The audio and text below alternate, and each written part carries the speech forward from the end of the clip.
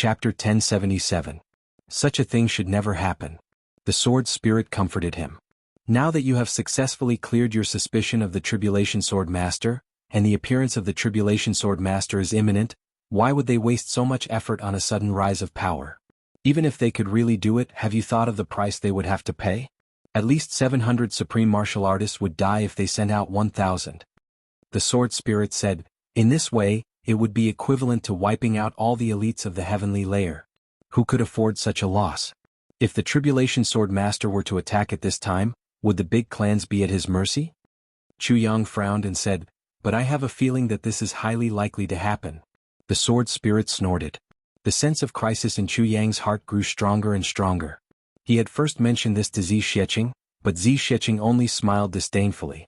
Before he could say anything to Bu Luqing pointed at the door and said, get out. When he mentioned it to the Moon Breeze couple, they smiled reservedly, listened to him politely, and then sent him out politely. Now that he mentioned it to the sword spirit was still quoting the facts and reasoning, telling him that such a thing would never happen. Such a unanimous response still couldn't dispel Chu Yang's sense of crisis. Instead, because of their reactions, Chu Yang became more and more worried. His heart felt more and more oppressed. The more Zi Sheqing, Bu Luqing and the rest didn't care, the more Chu Yang felt threatened. But he couldn't change the minds of these four people. There was nothing he could do. Chu Yang had a lot on his mind. Zi Sheqing and the rest were different from Mo Tianji and Gu Duxing. If it were those few people, as long as Chu Yang mentioned it, even if it was impossible, Mo Tianji and the rest would do their best to guard against it. But these few people were all powerful people of the world. Every one of them was a figure that no one dared to challenge. After so many years, they had already cultivated a confidence that looked down on the world. Not to mention that there was no danger. Even if there was really great danger, not only would these people not avoid it, they would even throw themselves into it to try. This was the conceit and pride that belonged to the top experts. It had nothing to do with personality. However, the thing that Chu Yang was most afraid of and worried about right now was precisely their pride as a powerhouse. Seeing that even the sword spirit didn't agree with his point of view, Chu Yang had no choice but to end the conversation. He let out a long sigh and then called Mo Qingwu, Chu Lir, Wu Chanshan, Dong Wushang, Rui Badong and the others. There is one thing that I want to warn you about. During this period of time, don't go out if you can. Even if you want to go out, Qingwu, you must not be more than 30 meters away from your master. Chanshan, you too. You must never leave Big Sister Zi's side. Wushang, the three of you don't have to worry about this for the time being. But you have to be careful and try not to go out. Chu Yang instructed with a heavy face. This was the best solution he could come up with. There was no other way. Moreover, this was the only way to kill Zi Sheqing, Bu Luqing and Feng and Yu at the same time, after careful consideration by Chu Yang. Zi Sheqing and Bu Luqing would never retreat before rescuing Chu Le, Mo Qingwu and the others. They would make use of the special terrain, lay in ambush beforehand, use sneak attacks and various other methods to weaken their battle power. Finally, gather all the supreme martial artists of the heavens and besiege them. But as long as they didn't give them such a chance, even if they wanted to do so, they might not be able to do so. Chu Yang frowned and repeated this arrangement again with a heavy voice and a heavy face. The juniors all obeyed Chu Yang's instructions and agreed to it one after another. After the arrangements were made, Chu Yang was still a little worried. Diwu Qingrou's words were still echoing in his mind. The enemy's strength is far stronger than what you see. It was late at night and Chu Yang couldn't sleep. He put on his clothes and went to the flower rack, deep in thought. How strong exactly was the enemy's strength? A white shadow flashed and Zi Sheqing appeared. Are you still racking your brains over your wild thoughts? Zi Sheqing teased with a teasing smile. I'm definitely not wild imagination. Chu Yang said angrily, I'm worried for you. Do you know? Why do you always feel that there's no danger? Even if you're skilled and brave, this matter is really not a small matter. Zi Sheqing smiled faintly and sat down in front of him. Her beautiful eyes narrowed slightly as she said, back then when I was in another continent, the overlord of that continent had a favorite son. He took a fancy to me and used all kinds of tricks. In a fit of anger, I killed him. After that, the entire continent mobilized thousands of experts to besiege me. Everywhere I went, there was a massacre. Guess what happened in the end? Zi Sheqing winked at Chu Yang. What happened? Chu Yang asked weakly. Thousands of experts, none of them survived. The world's hegemony turned into dust. Zi Sheqing said lightly, there were at least 5 experts who were above the Dharma Supreme now. Chu Yang said weakly, But can the two worlds be compared? You were alone then, but now you have worries in your heart. The heavens are mysterious and unpredictable, the law enforcement officers are unfathomable, and the big clans have a strong foundation. What makes you think that these people can't kill you? If they can kill me, it's their ability. If I'm killed, I can die without regrets. Zi Shiqing said lightly. Suddenly, she turned her head and asked with a smile, "Are you so concerned about whether I'll be killed or not?" What? Chu Yang was not in the mood to discuss this at all. He said casually, "If you leave, I hope you leave safely. If you stay, I hope you stay safely. Whatever you want to do, I hope it's out of your own will. Even if you die, I hope it's a natural death." "I don't want you to die. It's that simple." Chu Yang said lightly, "There's no reason and no reason." Zi Shiqing looked at him deeply and a gentle smile appeared at the corner of her mouth. She lowered her eyebrows and said, "I'll take note." Chu Yang sighed, "But you're clearly trying to comfort me. You don't care about those people at all. You're only worried about what will happen after you leave. But you've never considered what kind of danger you'll face while you're here. You're too arrogant." As Chu Yang spoke, his anger rushed up. He said angrily, "Why can't you listen to me? Woman, why are you so careless when it concerns your own safety?" Zi Shiqing smiled lightly and stood up. "I'm going to sleep." "Sleep my ass." Chu Yang was furious. "Can you listen to me?" Zi Shiqing did not answer. She turned and left. "Stop right there." Chu Yang was furious. But Zi Shiqing's figure had already disappeared. Bang. Chu Yang kicked the stone table in front of him and scolded angrily and powerlessly, "Bastard woman! What an unreasonable woman! Arrogant woman! Detestable woman! Detestable! Detestable!" He scolded angrily and vented his anger. However, Zi Shiqing did not come out to teach him a lesson. In the room, Zi Shiqing stood in front of the window, looking up at the gloomy and cold sky. Her eyes were filled with gentleness. Her eyes were clear and there was a smile on her face. She stood there quietly, listening to Chu Yang's angry scolding. Her whole body was filled with gentleness. Chu Yang lay down weakly. He knew that he could not convince these people about this matter. If he wanted to avoid future developments, he could only rely on his own efforts to resolve it, or rather, to save it. "But I don't have such great ability." Minister Chu was very upset.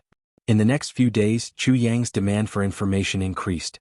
Nangong Shifeng and his brothers were also exhausted from running around. He spent his purple crystals and bought a bunch of information. What made Chu Yang depressed was that even this mysterious information purchasing place could not provide any information about the hidden forces of the big clans. As for Mo Qingwu, Chu Lur and Wu Qianqian, Chu Yang had also repeatedly reminded them over and over again these few days. Towards the end, even Wu Qianqian was a little surprised that Chu Yang was actually such a busybody. "Do you have to harp on and on about the same thing over and over again?" After another 5 days it was still peaceful. However, Chu Yang's mouth actually had a ring of blisters. The most powerless thing in the world is knowing that something bad is going to happen, but being unable to stop it. Chu Yang looked up at the sky and sighed. Of course, during this period Chu Yang did not forget to find out about Meng Chaoran. Chu Yang had long known that Meng Chaoran had also come to Tianji City. During this period he had also been paying attention to the movements of Yi Chuchen and Ling Hanwu. However, he did not find any clues. It was as if Meng Chaoran was just a drop of water that had entered Tianji City and melted into the sea. As if there was no movement at all, Chu Yang's search was fruitless. He could not help but admire his master's superb concealment skills. In this world there were not many who could hide from his all-out investigation. Ever since the Dharma Supreme left, there was no movement. Zi Shiqing kept a close watch but did not notice the Dharma Supreme's return. On this day Chu Yang wrote a bunch of invitation cards. Dong Wuxiang personally went to deliver the invitation cards. Yi Xiu from the Yi clan, Ling Hanwu from the Ling clan, Xiao Sanxi from the Xiao clan, Meng Se from the Jia clan, Zhuge Changchang from the Zhuge clan, Shi Yunping from the Shi clan, Chen Feitian from the Chen clan. These were the few clans that were still in existence in the great clans. They were also the rising stars of the great clans in Tianji City. Chu Yang's motive was very simple. First, he would chat with these people and interact with them in the long run. Once he discovered any abnormalities, he would first take control of all these people and play a hostage against a hostage. An eye for an eye. Although he knew that these people were far from enough, it was the most powerful counterattack that Chu Yang could come up with at the moment. When Dong Wuxiang returned, the news that he brought back made Chu Yang so angry that he smashed the stone table with his palm. No one was free. Every one of them was very polite, but every one of them was frighteningly busy. They said in unison, "After the medicine banquet, we will invite Brother Chu to have a good gathering." In short, they were not coming. Chapter 1078. The Diwu Clan. Diwu Qingru sat on a chair, facing a situation map in front of him, not saying a word. He had been studying this every day for the past few days, sitting in front of the table for the whole day. The heavenly secrets have been completely messed up. It's impossible to predict. Diwu Qingru sighed. He stared at the situation map in front of him, his brows deeply furrowed. After a long time he still sighed helplessly. It's unsolvable. He smiled bitterly. Chuyang must be having a splitting headache now, but the situation in front of us is truly unsolvable. Other than a violent breakthrough, there is no other way. This situation may seem simple, but it makes full use of the arrogance, conceit and fame of top experts. The strength of Chu Yang's side is strong or weak. Thinking of this, Diwu Qingru's eyes lit up. He muttered to himself, actually it's not unsolvable. Because there is still a huge variable that hasn't appeared here on this heavenly continent. That is Ning Tianya. If he goes, once it starts and Ning Tianya rushes over, this situation can be resolved. But, will they consider Ning Tianya as a variable? Or, will Ning Tianya be able to make it in time? With such a great gathering, logically speaking, Ning Tianya will definitely rush over. The heavenly secrets are in chaos. Diwu Qingru sighed deeply, frowning as he sat back in his chair, frowning and deep in thought. If Chu Yang is defeated here, the great plan of the Diwu clan will go up in smoke. But at present, Chu Yang's side doesn't have any hope of victory. Unless that mysterious woman's cultivation has really reached a level that can destroy half of the continent, in a faraway place. This was a mysterious place, shrouded in clouds and fog all year round. The black figure of the Dharma Supreme fluttered, appearing indifferently from this patch of clouds and fog. Behind him there was a figure in the same black as ink. Fluttering, it was like a shadow of the Dharma Supreme, but the aura it exuded was even stronger than that of the Dharma Supreme, shocking everyone. "Brother Wu, this place is not bad, right?" The Dharma Supreme smiled lightly and said indifferently, "It's okay. In this place, using the formation to shield the secrets of the heavens can indeed prevent the heavenly punishment." The shadow said faintly, "When the heavenly punishment passes through here, it is weakened by 70%. Brother Wu, it can be said that you've been tested time and time again under heavenly punishment. I have never experienced heavenly punishment before, I would really like to know what it feels like." The Dharma Supreme smiled faintly. "If you don't want to leave this place now, you'd better not do that." The black-clothed figure's voice was slightly heavy as he said, "Once you survive the heavenly punishment, you must collapse the sky and shatter the void to enter that magical place. At that time, if you force yourself to stay, you will end up like me. However, you will have to endure heavenly lightning once every 100 years. The Dharma Supreme sighed and said, "Brother Wu's perseverance really takes my breath away." "It's not perseverance. It's just that I haven't gotten my revenge yet." That black-clothed figure floated in the fog, and his voice was filled with deep hatred. He said, "I, Wu Jueqing, swear that I will not ascend to the heavens until the Calamity Sword Master is destroyed. Dharma Supreme, I'll help you this time. Next time, I'll only act against the Calamity Sword Master. I'm already very grateful that Brother Wu can help me with this." The Dharma Supreme chuckled. "It's hard to find an opponent. This mysterious woman has indeed piqued my curiosity and battle intent."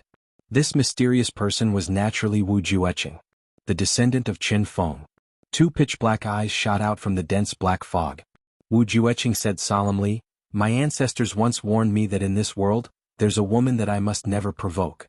It's very possible that the woman you met is that woman." He chuckled. "But in this world, is there anyone that I can't provoke?" "Can't provoke? If I wanted to leave, I would have left 10,000 years ago. I have already transcended this plane long ago. Could it be that this woman was also left behind after enduring countless heavenly punishment? Can't provoke? Since she has appeared, how can I not provoke her?" The Dharma Supreme was silent for a moment before he said indifferently, "This world is really lonely." Wu Jueqing was also silent for a moment. After a long while he sighed sadly. "Yes, this world is really lonely." As they spoke, the two of them had already walked out of the fog. Standing in the bleak landscape of mountains and rivers, Li Changshu stood there. The moment the Dharma Supreme appeared, countless pieces of mysterious information seemed to flow in from all directions and converge on him through a mysterious channel. A small round plate in front of his chest. The Dharma Supreme picked up the round plate and looked at it carefully. Smiling, he said, "Brother Wu, looks like we have something to do immediately." The black fog was dense. Wu Jueqing asked disinterestedly, "What is it?" "The variable is here." The Dharma Supreme smiled indifferently. "I've told Brother Wu before that there's only one variable that has the ability to interfere with our grand plan. That is Ning Tianya. Before the plan starts, Ning Tianya cannot be in Tianji City." He smiled lightly. Currently, Ning Tianya has already left the place where he gathered herbs and has also received news about Tianji City. Right now he's on his way. He turned back and looked at Wu Jueqing. "And the first thing we have to do is to kill or injure Ning Tianya. Let him die. At the very least, we have to prevent him from reaching Tianji City." "Ning Tianya?" Wu Jueqing smiled slightly. "That person who has been occupying the so-called #1 expert in the world for a long time? That's fine too. Let me use this person as a warm-up first." The Dharma Supreme smiled indifferently. "From here on out, we should be able to block Ning Tianya for about 2,000 miles towards the north. Now that I think about it, Ning Tianya's expression must be very interesting when he suddenly sees the two of us blocking his way." The Dharma Supreme smiled lightly. Two people who should have disappeared for tens of thousands of years suddenly meeting Ning Tianya. This #1 expert in the world is indeed impressive. Wu Jueqing smiled and said, "Then what are we waiting for?" Laughing loudly, the two black-clothed figures disappeared without a trace. In another direction, Ning Tianya was speeding all the way. As he walked, he was cursing Buluqing in his mind. The few missions that this bastard gave him were simply torturous. Walking one round in all directions. Now he had already obtained the purple aura vermilion fruit, the golden light lotus and 2 big bottles of purple whale blood essence, but he had not even touched the heavenly Tao tea and spirit comprehension grass. He was just about to set off to the Zhuge family to get their Tianyang purple Ganoderma when he heard that Buluqing and his disciple were now in Tianji City. This caused Ning Tianya to feel a little angry. What a bastard. He had brought his disciple out without a word. What if something happened to her? Tianji City was now filled with all kinds of people and experts. This Buluqing was really daring. Therefore, Ning Tianya continued to rush towards the south without stopping. Along the way he also noticed that people were constantly paying attention to him, but he did not take it to heart at all. The #1 expert in the world was renowned. Although he did not appear often, too many big clans had portraits of him. There were indeed many people who knew him. He was even more used to being noticed. So what if they noticed? Therefore, Supremacy Ning did not take it to heart. Traveling through the starry night, his speed was more than just fast. On this day, Ning Tianya rushed up a slope as fast as lightning. Instantly he felt that something was not right. It was as if there were 2 powerful auras waiting for him in front. He could not help but be startled. Where did these 2 unparalleled experts come from in such a desolate place? Is that Ning Tianya in front? An indifferent voice came from the opposite mountain in front. "I sincerely invite Brother Ning for a gathering, how about it?" Ning Tianya laughed and said, "So it is the Dharma Supreme." With a leap, he crossed a distance of several thousand feet with a swoosh. The next moment he had already arrived at the opposite mountain. He laughed and said, "Since the Dharma Supreme is waiting for me here, there must be something important." On the opposite side, a figure in black with his long hair hanging down loosely was standing quietly with his hands behind his back. Dressed in black, he was like a demon god in the dark night. Brother Ning is indeed bold. The Dharma Supreme smiled. "I am here to spar with Brother Ning." Ning Tianya shook his head and laughed. Spar, but there is no need for an ambush. Dharma Supreme, that helper of yours, come out together." "It is not an ambush. Ning Tianya, the one who wants to spar with you this time is me." Without a sound, a figure in black appeared several hundred feet behind Ning Tianya. Wu Jueqing had appeared. "Who are you?" Ning Tianya's pupils shrank. At this moment he felt that the aura of this person opposite him was actually higher than his. How could such a person appear in the double heavens continent? "You should have heard of my name." Wu Jueqing's eyes were half closed. He said coldly, "I am Wu Jueqing. Poison Dr. Wu Jueqing?" Ning Tianya was extremely shocked. Tribulation, who had disappeared for tens of thousands of years, actually appeared in front of him now. Good knowledge. It has been tens of thousands of years, but the name Wu Jueqing has not disappeared from the world after all. Wu Jueqing's voice carried an inexplicable threat and inexplicable hatred. Back then, the name Poison Dr. Wu Jueqing had made a name for himself when he was Tribulation. Now where was his old brother from back then? Wu Jueqing suddenly felt very bleak. Following these words, the black fog around Wu Jueqing's body slowly dissipated, revealing his original appearance. He was dressed in a long black robe, calm and composed, with a handsome face and a slender figure. He had the appearance of a handsome man. Ning Qinya heaved a long sigh. So it is Lord Wu. Lord Wu has disappeared for tens of thousands of years, but suddenly appeared today to look for me. May I know what advice Lord Wu has for me? Chapter 1079. Kill me? Ning Qinya chuckled.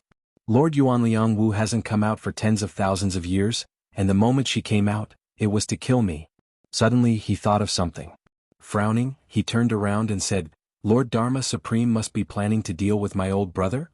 The Dharma Supreme said apologetically, Brother Ning, please forgive me. Your brother Bu Luqing is really a hindrance.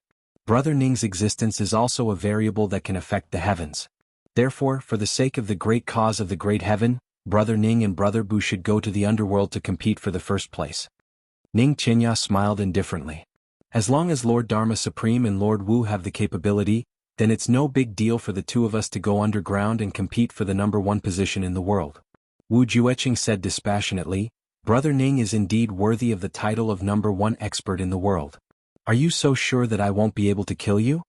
Ning Qinya replied indifferently, if Lord Wu and Lord Dharma Supreme don't even care about face, then even if I don't want my life, it's nothing.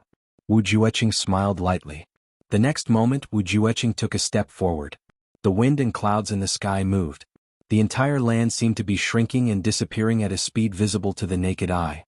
There was only one point in front of him that was slowly enlarging. Wu Jueqing's fist. Ning Qinya smiled in a carefree manner and raised his hand to receive it. A saber suddenly appeared in his hand. It was a simple and unadorned saber that looked like a piece of wood. There wasn't even a flash of saber light on the blade. It just slashed out in a low-key manner. Ning Qinya had fought against enemies for over 10,000 years, but no one had ever seen his weapon. No one knew that Ning Tianye's weapon was actually a saber. Saber supremacy. With Bu Luqing it was a saber and a sword. Today Ning Tianye had finally revealed his trump card. Moreover, he had revealed his saber at the very beginning of the battle. It was evident that Ning Tianye did not dare to be careless in this battle. Brother Ning is indeed the saber supremacy. The Dharma Supreme's eyes flashed. Wu Jueqing's expression was like a 10,000-year-old sculpture, unmoving and unmoving.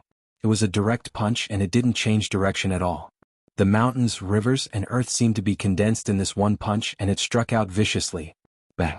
Ning Qinya's blade and Wu Jueqing's fist collided fiercely. The two of them froze at the same time. Then an inexplicable tremor suddenly spread out like water ripples. At the same time, two black holes of absolute vacuum appeared in the sky.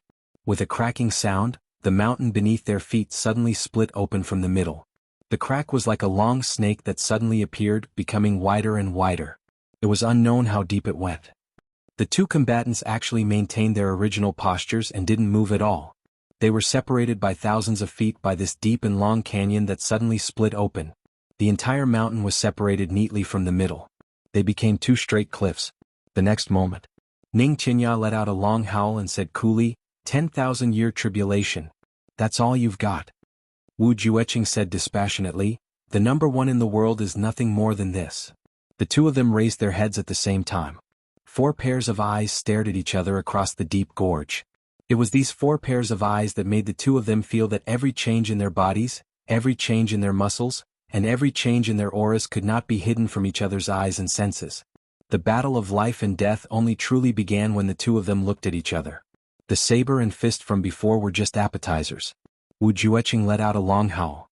His black figure suddenly rose up into the sky thousands of feet high. With a wave of his hands, a formless dark cloud spread out between heaven and earth. Then, with a shake of his right hand, a black whip suddenly appeared.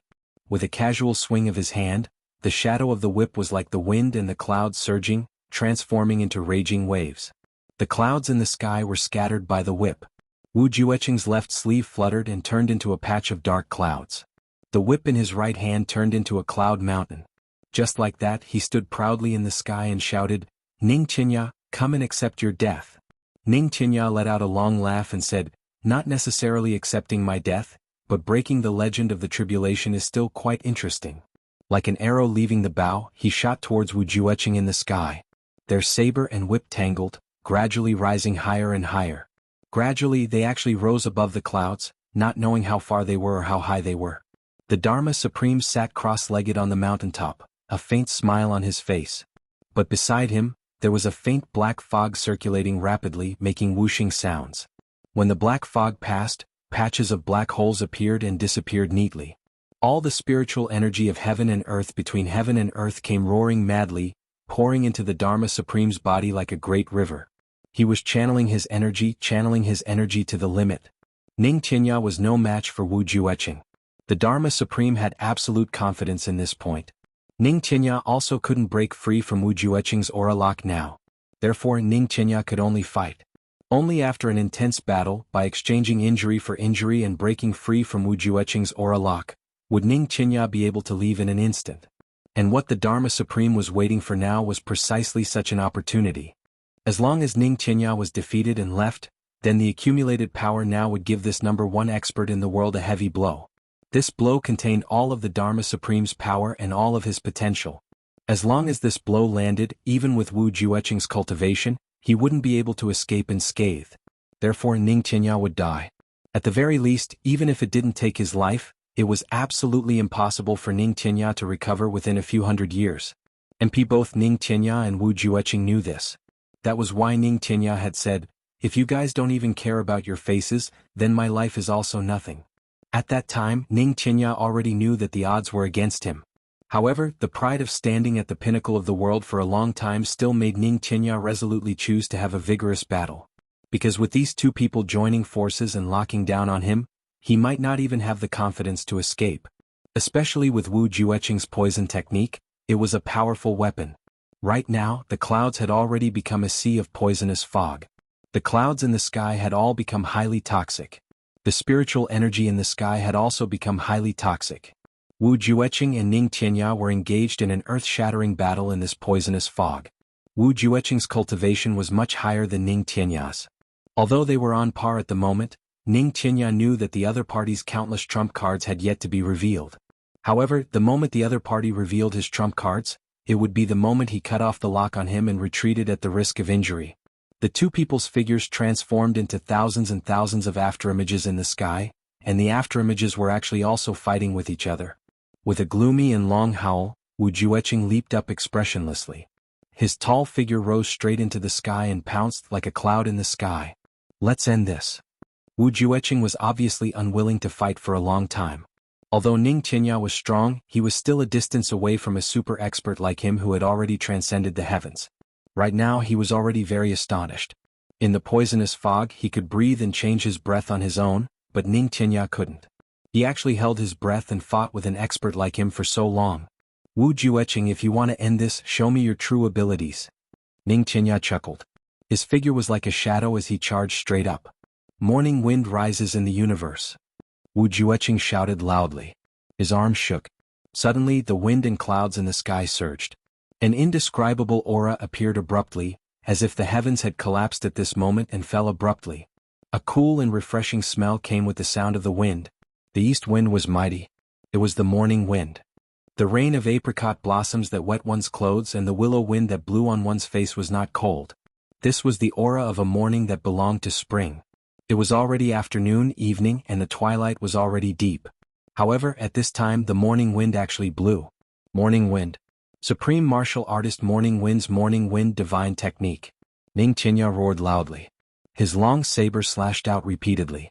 In an instant the obscure saber light formed thousands of lightning bolts, cutting through the oncoming morning wind and slashing furiously at Wu Jueqing.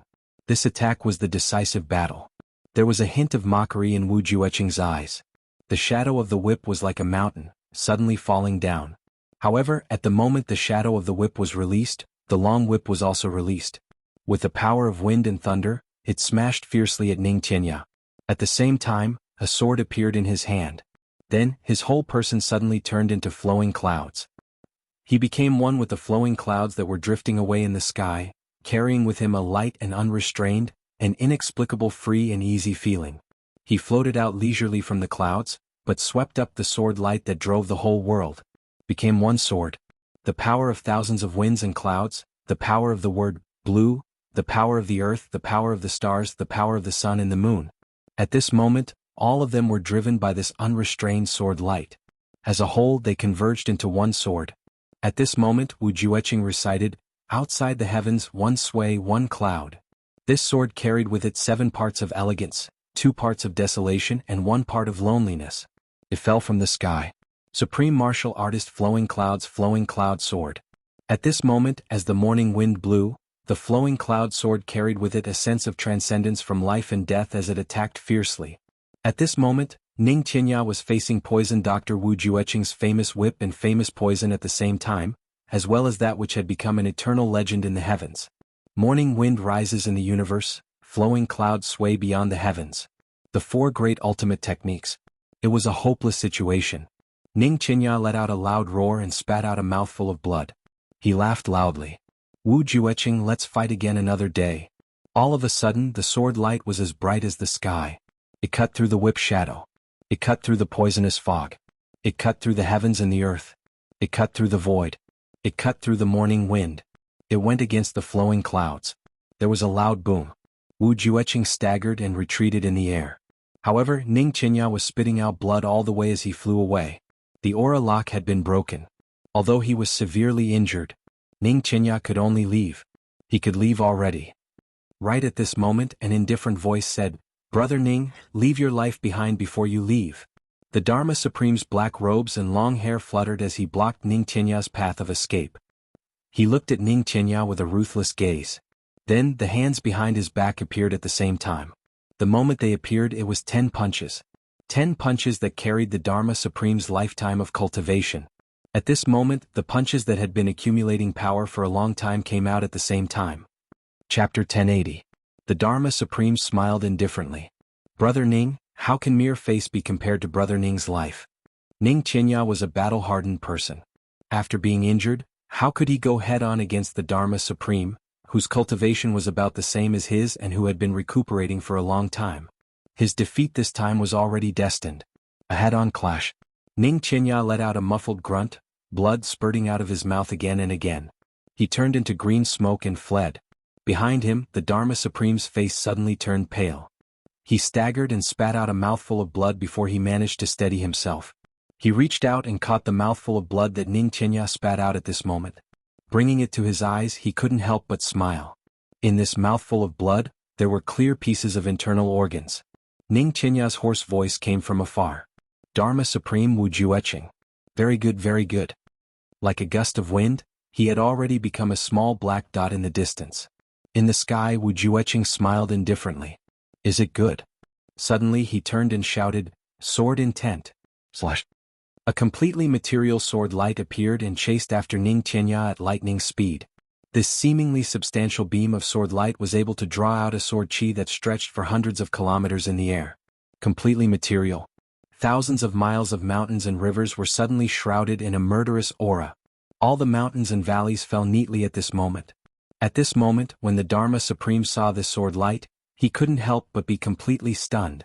He cried out involuntarily, "This is the sword intent of the Tribulation Sword Master. How can it be?" The speed of this sword light was already indescribable with words. By the time Ning Qinya discovered this sword light, it was already behind him. In great shock he shouted, "Sword intent!" In the blink of an eye, Ning Qinya tried his best to tilt his body to avoid being hit in the vital parts of his chest and abdomen. But with a muffled grunt, the sword intent came out of his left shoulder. A large bloody hole was blasted open, connecting the front and back. Ning Qinya spat out another mouthful of blood. Without a word, he sped up and turned into a black dot, instantly disappearing from their vision.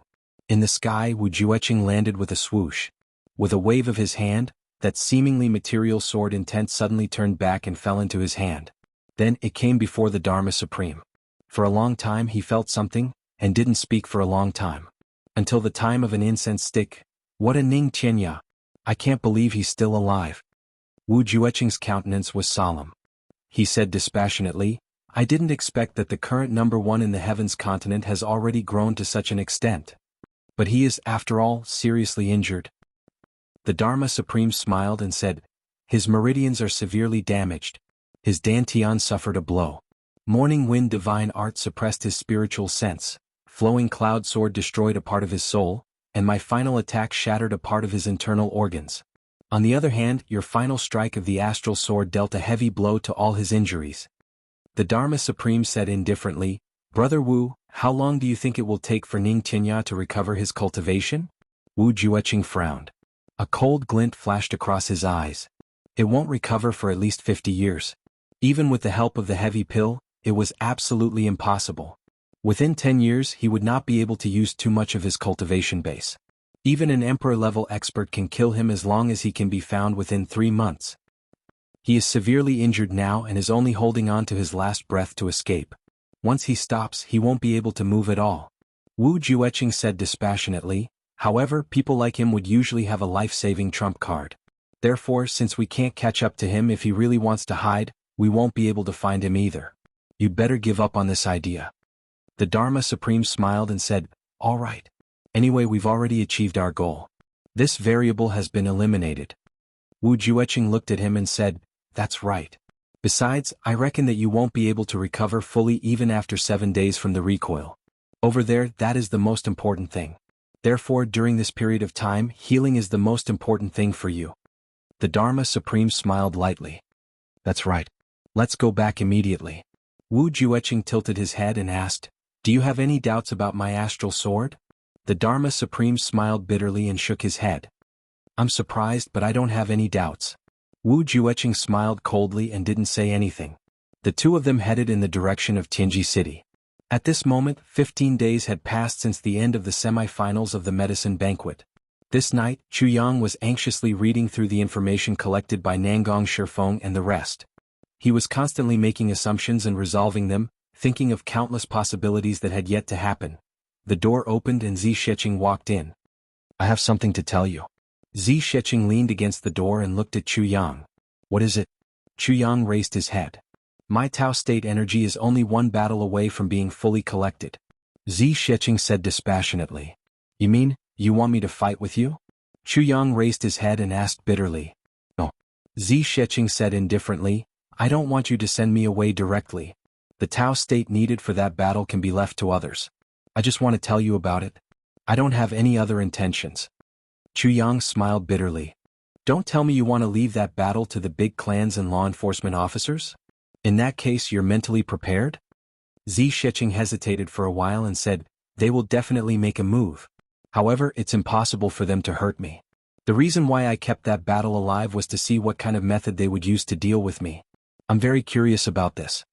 Chu Yang heaved a long sigh. He didn't say anything, but his heart suddenly felt uncomfortable. He finally understood what Zi Sheqing meant. It wasn't that Zi Sheqing didn't know about that battle. However, it wasn't just the Dharma Supreme and the rest who were looking forward to it. Zi Sheqing herself was also looking forward to it. The Dharma Supreme and the big clans wanted to clear the obstacles, but Zi Sheqing also wanted to make use of that battle to clear some obstacles for Chu Yang in the future and reduce some pressure. This was the main reason why Zi Sheqing was dragging it out, even though she could have transcended and left after the battle. However, Zi Sheqing would never say it out loud. She would only do everything for him silently. At this moment, Chu Yang's heart was extremely bitter. Go. You don't have to wait until then. I can accompany you to comprehend and absorb the Tao state energy now. I'll send you off happily. Chu Yang said. No. It's a pity to leave now. Zi Sheqing smiled faintly. You don't have to worry that I won't leave. At the latest, I will leave after 2 months. Chu Yang was disappointed. At this moment, his heart suddenly felt very painful. Looking at Zi Sheqing, who was leaning against the door, Chu Yang suddenly felt that she was so close to him yet so far away. They were clearly only a few feet apart, but it felt like they were separated by heaven and earth. Zi Sheqing seemed to be standing on the moon in the distance. Chu Yang's lips quivered a few times before he finally said, all right. At this moment, he clearly had a lot of things to say in his heart. However, after thinking for a while, he still didn't say a word in the end. There was no need to say anything. Zi Sheqing looked at Chu Yang's somewhat lonely face. Her lips moved as if she wanted to say something. However, after thinking for a long time, she only sighed. Similarly, she also felt that she had a lot of things to say, but ultimately she didn't say anything. One of them sat in front of the bed while the other leaned against the door. Both of them lowered their heads and didn't speak for a long time. The night was foggy. The night was getting darker. Zi Sheqing's light robe was already wet from the thin fog. Chu Yang stood up silently. He picked up his black robe, walked over and gently draped it over Zi Sheqing's body. Zi Sheqing didn't say anything nor did she resist. With Zi Sheqing's cultivation, not to mention this light cold fog, even if all the coldness in the northernmost glaciers gathered at this moment, she might not feel cold. However, at the moment when Chu Yang's black robe was draped over her body, she shivered slightly as if she couldn't stand the cold. Her delicate body now gave off the feeling that she was even more fragile than before. Chu Yang draped the black robe over her body and his hands stayed still. There was an impulse and desire in his heart to hug this delicate body tightly in front of him. However, he kept his hands open and maintained the posture of draping the robe over Zi Sheqing. After a long time, he sighed and gently retracted his hands little by little. During this period, Zi Sheqing had been looking out of the window at the night sky. A trace of undetectable sadness and disappointment flashed past her eyes very quickly. "I'm going back to sleep." Zi Sheqing bit her lip and smiled. "Okay." Chu Yang's hands drooped down. He smiled and said, "It's indeed not early." Zi Sheqing nodded and smiled. "It's not early." She turned and left. Chu Yang stood there in a daze. A white shadow flashed and Zi Sheqing suddenly came back. She took a deep look at Chu Yang. Chu Yang was stunned. "Why?" Zi Sheqing smiled and suddenly turned to close the door, locking herself and Chu Yang in the room. Chu Yang suddenly felt that his mouth was dry. He said hoarsely, What do you want to do?" Zi Sheqing said lightly, "I've promised you before that I'll leave all the heavenly treasures that I've collected from various planes to you. I just remembered tonight, so I'll give them to you first. Otherwise, when I get busy in a few days and forget about it, it'll be bad." Chu Yang smiled dryly. He suddenly felt a little disappointed and said somewhat subconsciously, "Oh? It's about this." Zi Sheqing rolled her eyes at him and said, "What did you think it was?" As she said, she waved her hand. Suddenly, a pile of heavenly treasures appeared in front of Chu Yang, almost filling up the room. "Quickly keep them. Why are you standing there like a fool?" Zi Sheqing said angrily. "Oh." Chu Yang hurriedly kept them in the tribulation space. Zi Sheqing released them 3 times in a row before finally indicating that there were no more. She smiled softly and said, "You can ask the sword spirit to help you with some of these medicines. They can help you upgrade the spiritual spring water to the spring of life." Okay. Chu Yang didn't know what he was saying or doing. He only felt that he was sleepwalking. Zi Sheqing smiled and turned to leave. The door creaked and closed. This time, Zi Sheqing didn't appear again. The night was cold and windy. Chu Yang stood there in a daze and looked at the door. Finally he sighed deeply and murmured, "2 worlds, a long starry sky. Once we part, we won't meet again?" Chapter 1081. He heaved a long sigh. In the space of tribulation, the sword spirit was inspecting the elixirs that suddenly came in. He was so happy that he danced. "I'm really rich now. So many heavenly treasures. I've never seen many of them before. But their effects are as powerful as before. I'm rich." The sword spirit was extremely excited. "Rich?" Chu Yang's consciousness sank into the space of tribulation. With a straight face he said coldly, "You only know how to be rich." The sword spirit laughed and didn't mind. He said, "The quality of this batch of elixirs is very high. In total there were 3,700 stalks. And the most valuable part should be from the heavens." He blinked mysteriously. "That mysterious plane." Chu Yang said lightly, "Oh? So many?" Sensing that Chu Yang wasn't in a good mood, the sword spirit was a little puzzled. Why did he still have such a straight face when he had such a big harvest just now? What was going on? How are the best quality of these elixirs compared to the great miracle herbs? Chu Yang asked. "They can't be compared." The sword spirit said, "Although the great miracle herbs may not be able to surpass these heavenly treasures in terms of efficacy, they contain the power of the heavenly way of the heavens. That's why they are the main component of heavy elixirs. These elixirs, especially those from the heavenly way, have medicinal efficacy that surpasses the great miracle herbs. But they don't have the power of the heavenly way in them, so they can't be compared." Oh. Chu Yang was silent for a while. Then he said, "If it's heavy elixirs, will they be effective on people like Big Sister Zi?" The sword spirit became serious this time. He said, "Zi Sheqing's cultivation is too high. If she's injured, it won't be an ordinary injury. Ordinary heavy elixirs won't be of much help to her." "Ordinary heavy elixirs won't work?" Chu Yang sensitively found the key point.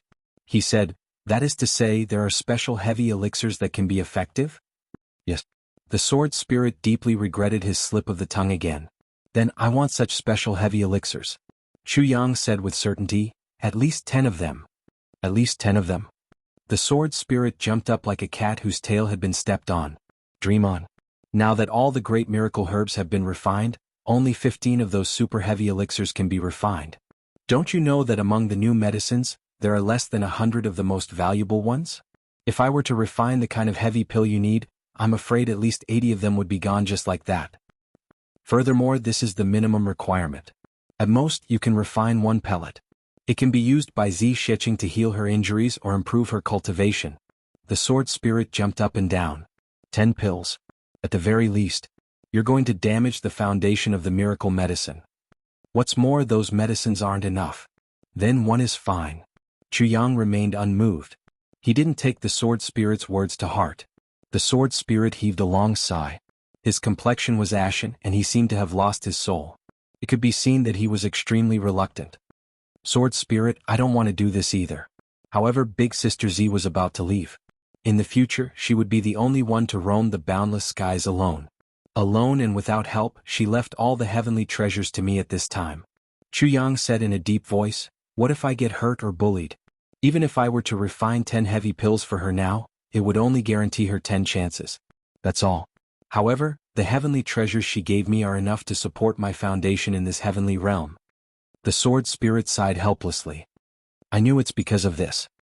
Alright. But at most 1 pellet. Furthermore, the spiritual energy here isn't sufficient. Even if you take it, it won't be very effective. So, it will only be effective when you reach the heavenly imperial court.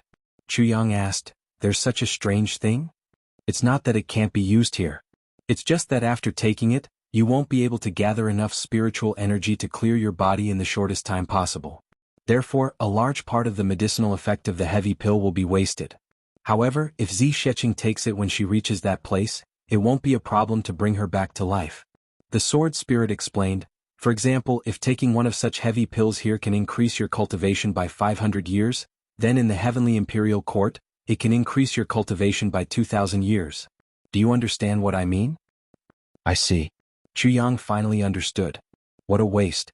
Yes, there were some things that could only be used to their greatest effect in certain places and under certain circumstances. Just like what the sword spirit said, heavy pills. Yang suddenly thought of the conspiracy of the big clans.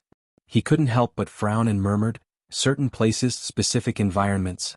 He started to ponder. In the temporary residence of the Ling clan, Ling Hanwu tiptoed out of the room.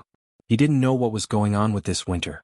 It was almost the end of the year, but there was no sign of snow. This made Ling Hanwu anxious. Ling Hanwu's greatest wish in life was to see the snow with the person he loved the most. The white fairies that flew all over the sky poured out all of their feelings, all of their thoughts, all of their unwillingness and deep love onto the white snow. From then on he would have no regrets in life. Even if he died at that time he wouldn't have any regrets. However, the heavens didn't show any signs of this. Looking at the gloomy sky, it seemed that it was going to snow soon. Ling Hanwu was going out again. A figure flashed and a person stood at the door with his hands behind his back, looking at him coldly. You're going out again? Yes, ancestor. Ling Hanwu stood with his hands behind his back.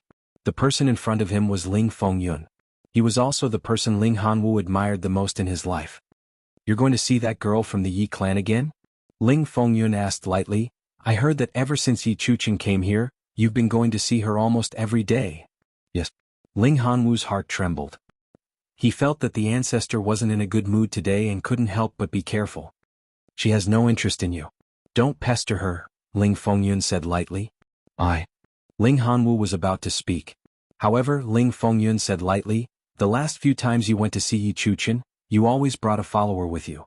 Now that follower of yours is missing. However, that follower of yours looks unfamiliar to me. He shouldn't be from the Ling clan, right? Where is he now? The corners of Ling Hanwu's mouth twitched. He said, Ancestor, that's a friend of mine. He came to the medicine banquet to broaden his horizons. That friend of yours is Meng Gein, right? Ling Fengyun's eyes suddenly shot out a sharp light. Your best friend is your love rival, right? Ling Hanwu's heart shook. He said, yes.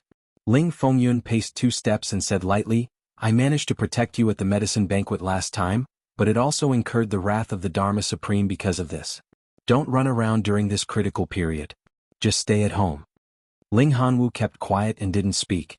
Ling Fengyun asked casually, I heard that Meng Gein changed his name to Meng Chaoran? Ling Hanwu's whole body shook. He still didn't speak, but the expression in his eyes changed rapidly. I heard that Meng Chaoran is Chu Yang's teacher? Ling Fengyun said lightly, and Chu Yang is the descendant of Chu Xiaoxin. And that Chu Xiaoxin once killed 17 people from the Ling clan and snatched away the most precious heavenly wood? Ling Hanwu couldn't understand what Ling Fengyun meant, but he felt his heart tremble a little. And Chu Yang is like the sun now. Ling Fengyun smiled lightly. So, don't go to Yi Chuchen's place. So as not to cause unnecessary trouble and cause misunderstandings. Ling Hanwu raised his head abruptly, even his voice changed a little. Elder Master. Could it be that the clan wants to deal with Meng Chaoran? You don't need to know about this. Ling Fengyun said lightly. He looked at him sternly and lectured, You are a man who values relationships and have no regrets. You have the strength of character of a man. So, even though I know that you indulge your love rival, it's for the sake of the woman you love, so I will try my best to keep it a secret and fulfill your feelings. But now is a critical period. The Yi clan has already sensed something. It's not suitable for you to interfere. Ling Fengyun let out a long sigh. Hanwu, you are a junior that I like very much. I also know that matters of the heart cannot be forced. A person only has one true love that is engraved in his bones and engraved in his heart. You've already had it? So don't keep thinking about it. Ling Hanwu was stunned. Suddenly his mind was in a mess. He said in a hoarse voice, The Yi clan already knows about this? How did they find out? Ling Fengyun frowned. You don't need to know about this. Ling Hanwu lowered his head in a daze and murmured, Someone in the Ling clan betrayed me? Impudent. Ling Fengyun shouted angrily. You're the one who betrayed us. How can you say that others betrayed you? Ling Hanwu smiled miserably. Back then, when Meng Ying got into trouble, Chuchen wanted to commit suicide several times. She was in so much pain that she wanted to die. Now that so many years have passed, the feelings from back then have not weakened at all. If something happens to Meng Chaoran in front of her again, she will die. She will die. Ling Fengyun said lightly, but that has nothing to do with you anymore. Ling Hanwu took 2 steps back, his face full of despair. Go back. Ling Fengyun comforted him lightly.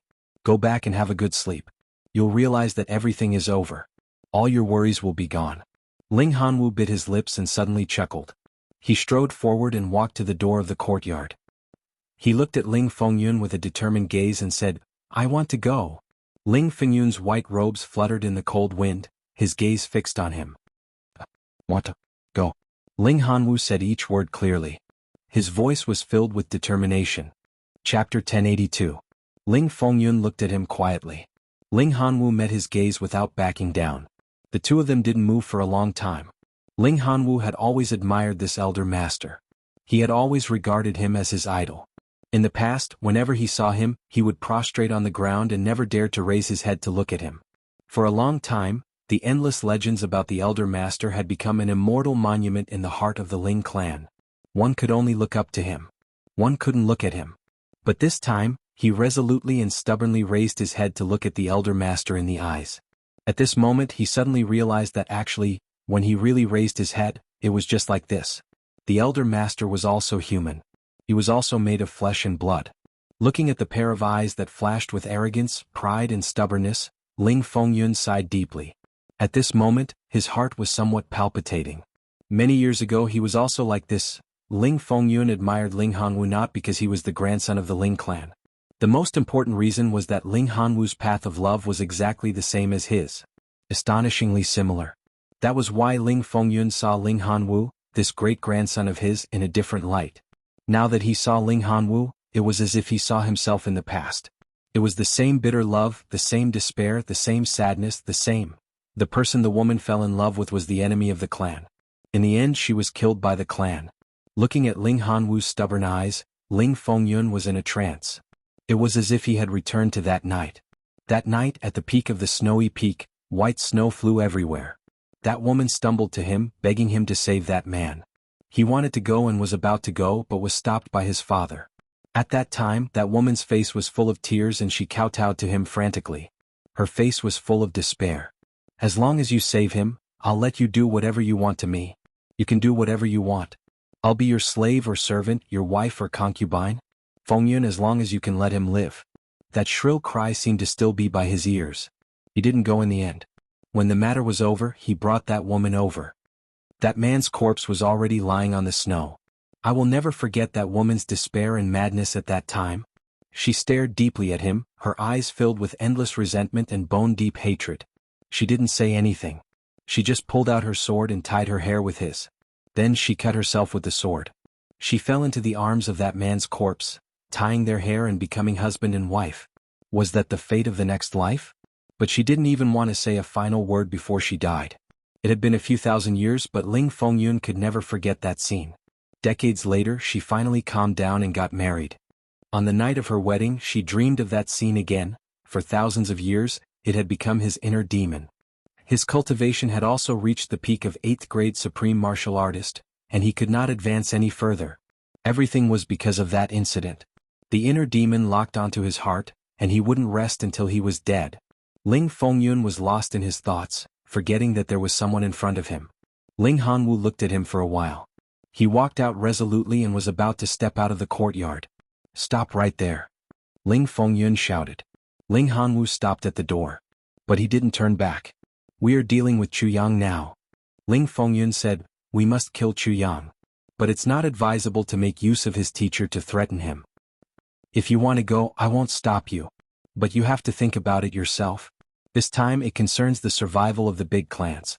If you go, you may die." Ling Fengyun said in a low voice. There was something in his heart that he didn't say out loud. If you go and don't die, then when you come back, it means that your biggest inner demon has been removed. The Ling clan will have another peak 2nd grade supreme martial artist, or even an expert who can collapse the sky and break the void. "I know," Ling Hanwu replied lightly. "I'm already over 40 years old this year, almost 50 years old. My mentality is very mature. I know what I'm doing and the consequences." Ling Hanwu said quietly, "But I can't control my heart. I can't control my emotions either. I don't want to control them. After so many years, if I wanted to, I would have gotten it long ago. But I've been helping them and fulfilling her wishes. It has become a habit of mine. I don't want to force her to do anything. I can die.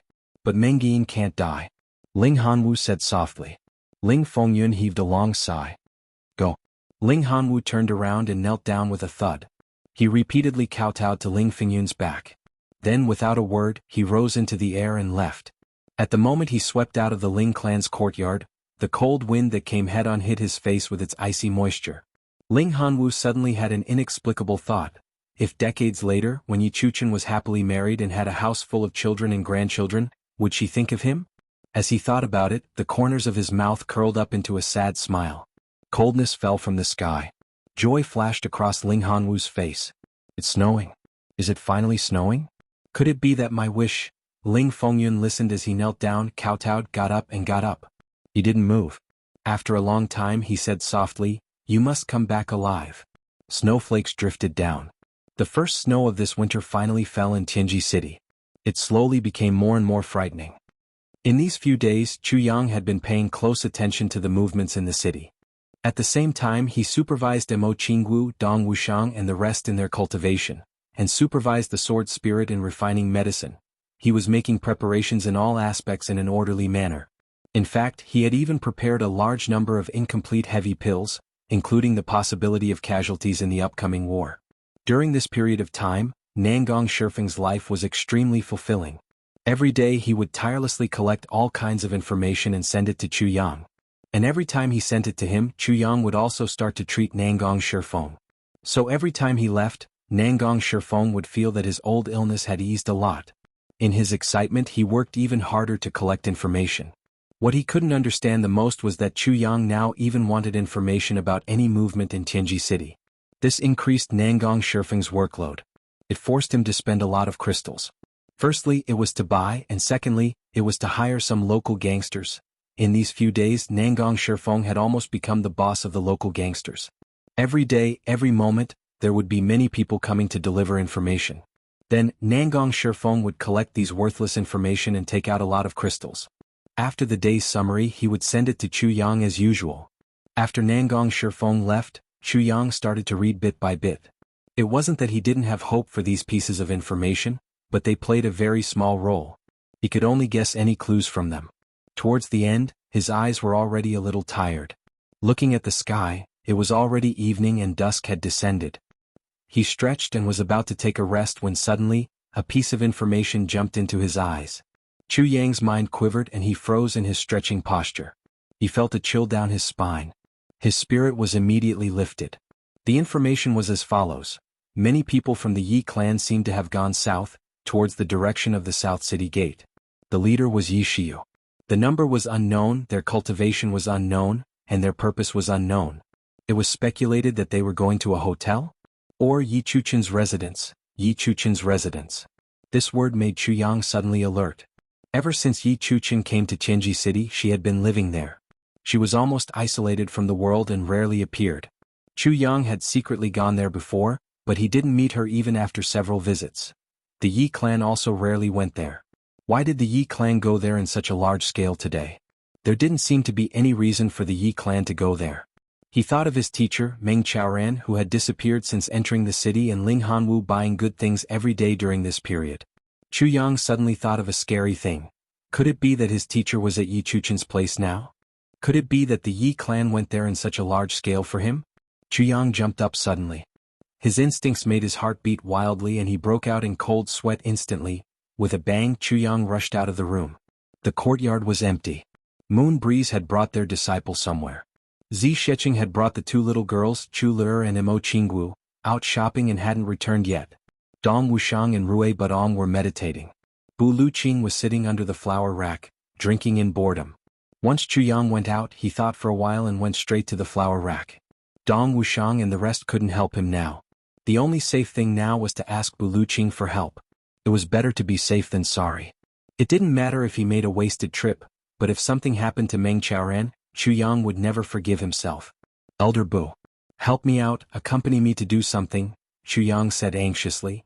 What is it? Bu Luqing rolled his eyes and said, can't you see that I'm busy? Chu Yang's face was sweating. It's an urgent matter. Bu Luqing was unmoved. Are you going or not? Chu Yang was anxious. He threatened, if you don't accompany me and delay my important matter, when little Wu comes back, I will immediately instigate her to break off her master-disciple relationship with you. I'm not joking with you. How dare you? Bu Luqing was furious. Don't you know what kind of person I am? If I say it, I can do it. Chu Yang lowered his voice and leaned close to Bu Luqing's ear. With a dangerous tone, he said word by word, you know, I'm the Tribulation Sword Master. Fuck you. Bu Luqing stood up. Don't mention these words to me. I'm allergic to these words. I cramp when I hear them. Damn you. This was the first time in my life that I was threatened like this. And it's you, a brat. So are you going or not? Chu Yang asked fiercely. I'll go. Bu Luqing only felt anger in his chest, almost exploding. He said angrily, I'll go with you. I'm warning you. If there's nothing else, don't blame me for being impolite.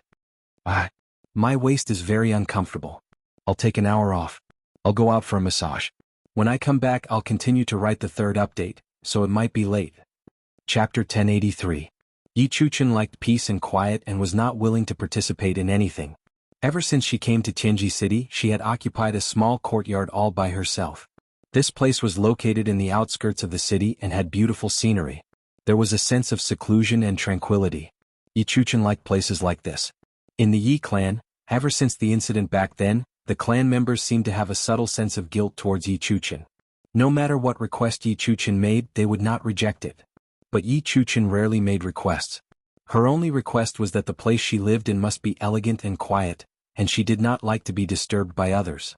Therefore, the Yi clan head also tried his best to fulfill this request. But all these requests did not include Meng Guin.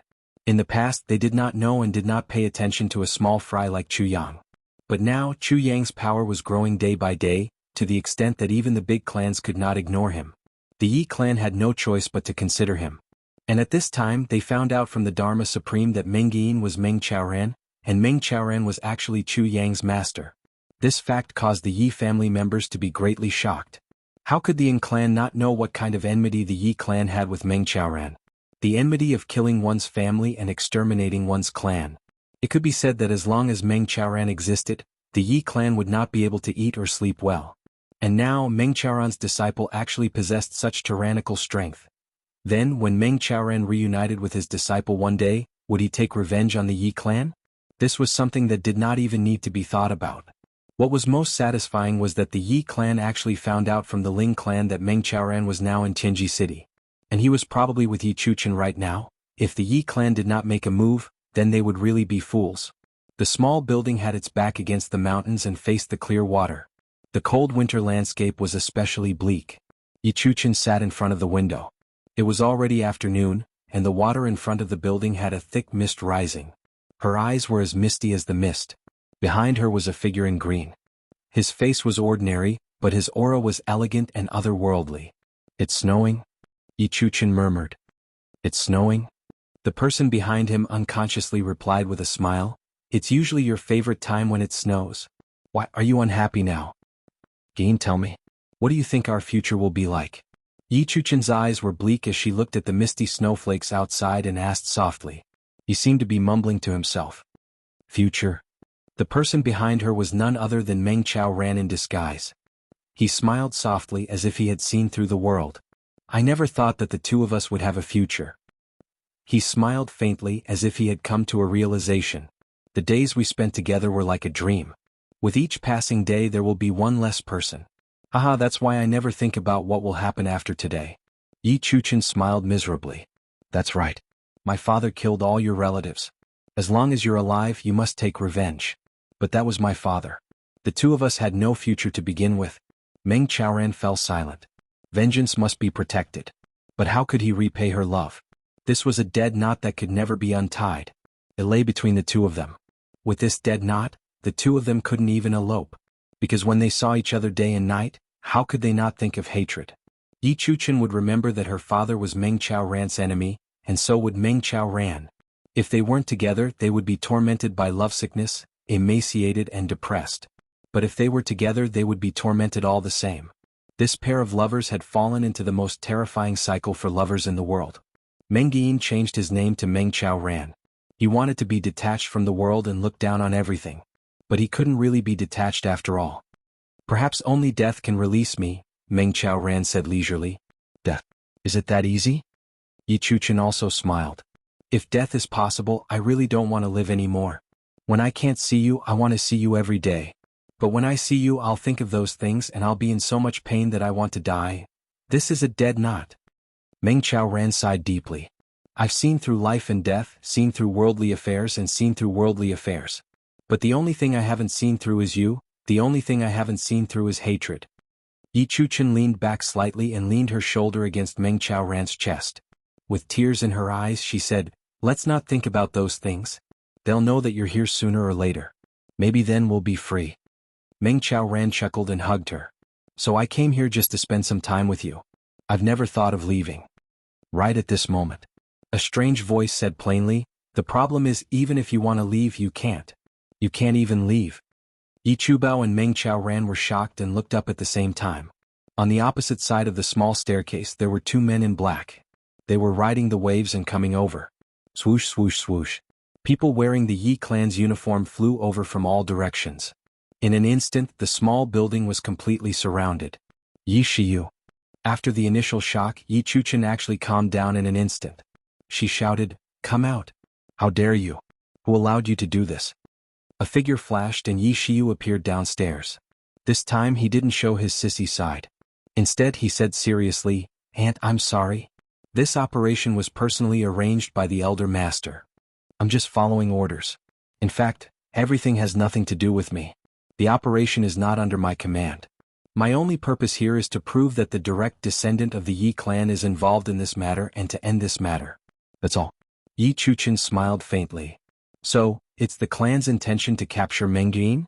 Yi Shiyu said frankly, "This time the clan's intention is only to capture Meng Yin. They definitely won't kill him." Meng Chaoran's eyes shone sharply. He chuckled. "Are they using me to deal with my disciple?" Yi Shiyu said, "Uncle Meng is indeed wise." Meng Chaoran smiled faintly and said, "As a master, I'm very ashamed. I can't help my disciple at all. If I help the enemy, I won't even have the face to die." Someone at the side said, "What nonsense! Hurry up and capture him. Go back and report." With a loud bang, the small building suddenly broke into pieces, and the whole building collapsed. Yi Chuchen and Meng Chaoran flew out of the window and stood by the pond. With two clangs, the two of them drew their swords at the same time. The small building behind them slowly collapsed. And are you going to make a move too? Yi Shiyu asked bitterly. Yi Chuchen's expression darkened. She turned and looked at Meng Qiaoran with tenderness in her eyes. Finally she said softly, "Many years ago my heart was already given to this person. What happened back then was our Yi clan's fault. This matter has long been publicly acknowledged. There's no need to say more. But the trouble and pain this matter has caused for both of us is incomparable. For so many years I've always wanted to become Meng Yin's wife and the daughter-in-law of the Meng clan, but my wish has never been fulfilled." Yi Chuchen smiled miserably. With a flash of her sword, she cut off a strand of Meng Qiaoran's hair and her own hair. Yi Chuchen carefully tied the two strands of hair together tightly, her face full of happiness and satisfaction. "Today, before I die, I have to fulfill this wish no matter what. After all, I'm going to die soon. Before I die, I don't have to think so much about what I do. So, I might as well not think about it." Yi Chuchen turned and looked at Meng Qiaoran with tenderness in her eyes. "Gin, remember, from now on we're already husband and wife. Chu is your wife, the daughter-in-law of the Meng clan. If there's a next life, don't forget." Meng Qiaoran's Adam's apple bobbed up and down. He tried hard to smile. "That's good too. After this battle, the enmity, hatred, affection, and love will all disappear. Ah, that's how it is. Getting married before a battle is also a story to be passed down for generations." The two of them suddenly knelt down side by side with stern expressions. "The heavens above bear witness to us. Today Meng Qiaoran and Yi Chuchen swear to the heavens that we're husband and wife. We don't ask to grow old together, but we ask to be together for all eternity." The two of them bowed to the heavens and bowed to each other once before they stood up. They smiled at each other. They actually didn't take the impending life and death crisis to heart at all. Yi Chuchen turned around and smiled. "Let's not talk about the past for now. Let's pretend that there's no enmity between us. But now I'm already Meng Qiaoran's wife. If you want to kill him, you want to kill my husband. I can't just wait to die. I'll fight back with all my might until I lose my life in your hands." The Yi clan members looked at each other, not knowing whether to advance or retreat. What should they do about this matter? Eldest Miss was so resolute. Did she really want to kill her own family's eldest miss with her own hands? The snowflakes turned from sparse to dense and fluttered down. In an instant it was pure white. A cold and gloomy voice said, "She's already someone else's daughter-in-law. What does she have to do with the Yi clan? Why should we have any more scruples? Let's attack together and kill this adulterous pair."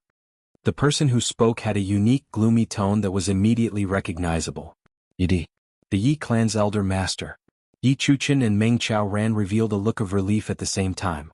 They had waited for more than 10 years. They had been waiting for this sentence. And it was from the most revered elder master of the Yi clan. She's already someone else's daughter-in-law. What does she have to do with the Yi clan?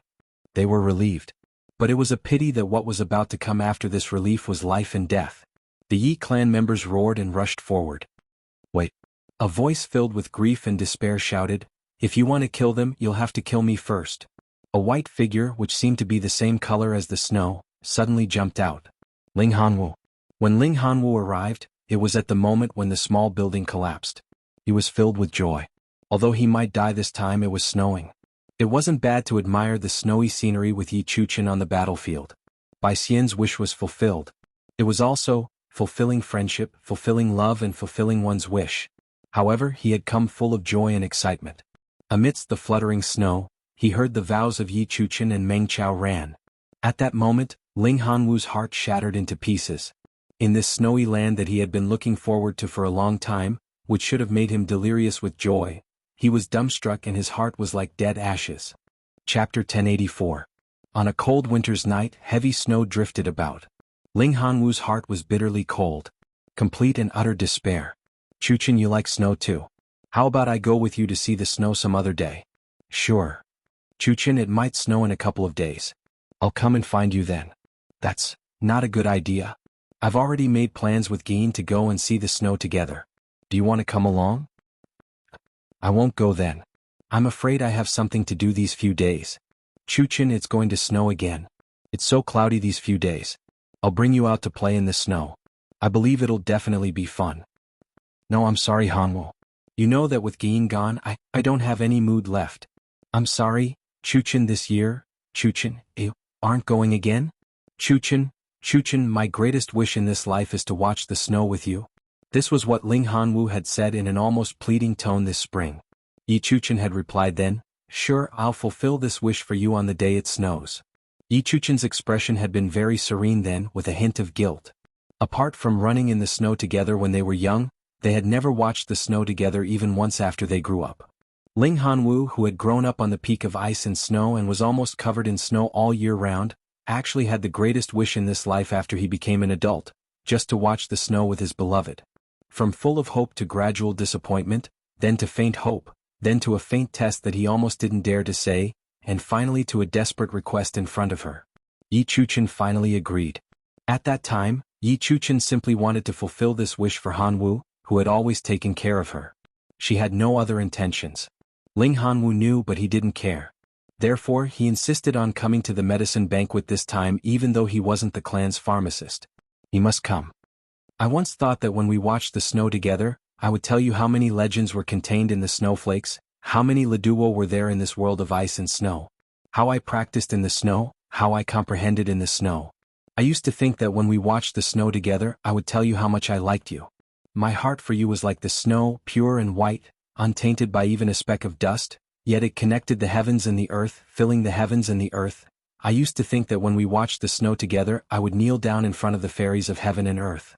I would use the weather that the heavens gave me the most and use my most sincere heart to propose to you, I once thought, but in the end I just want to watch the snow with you.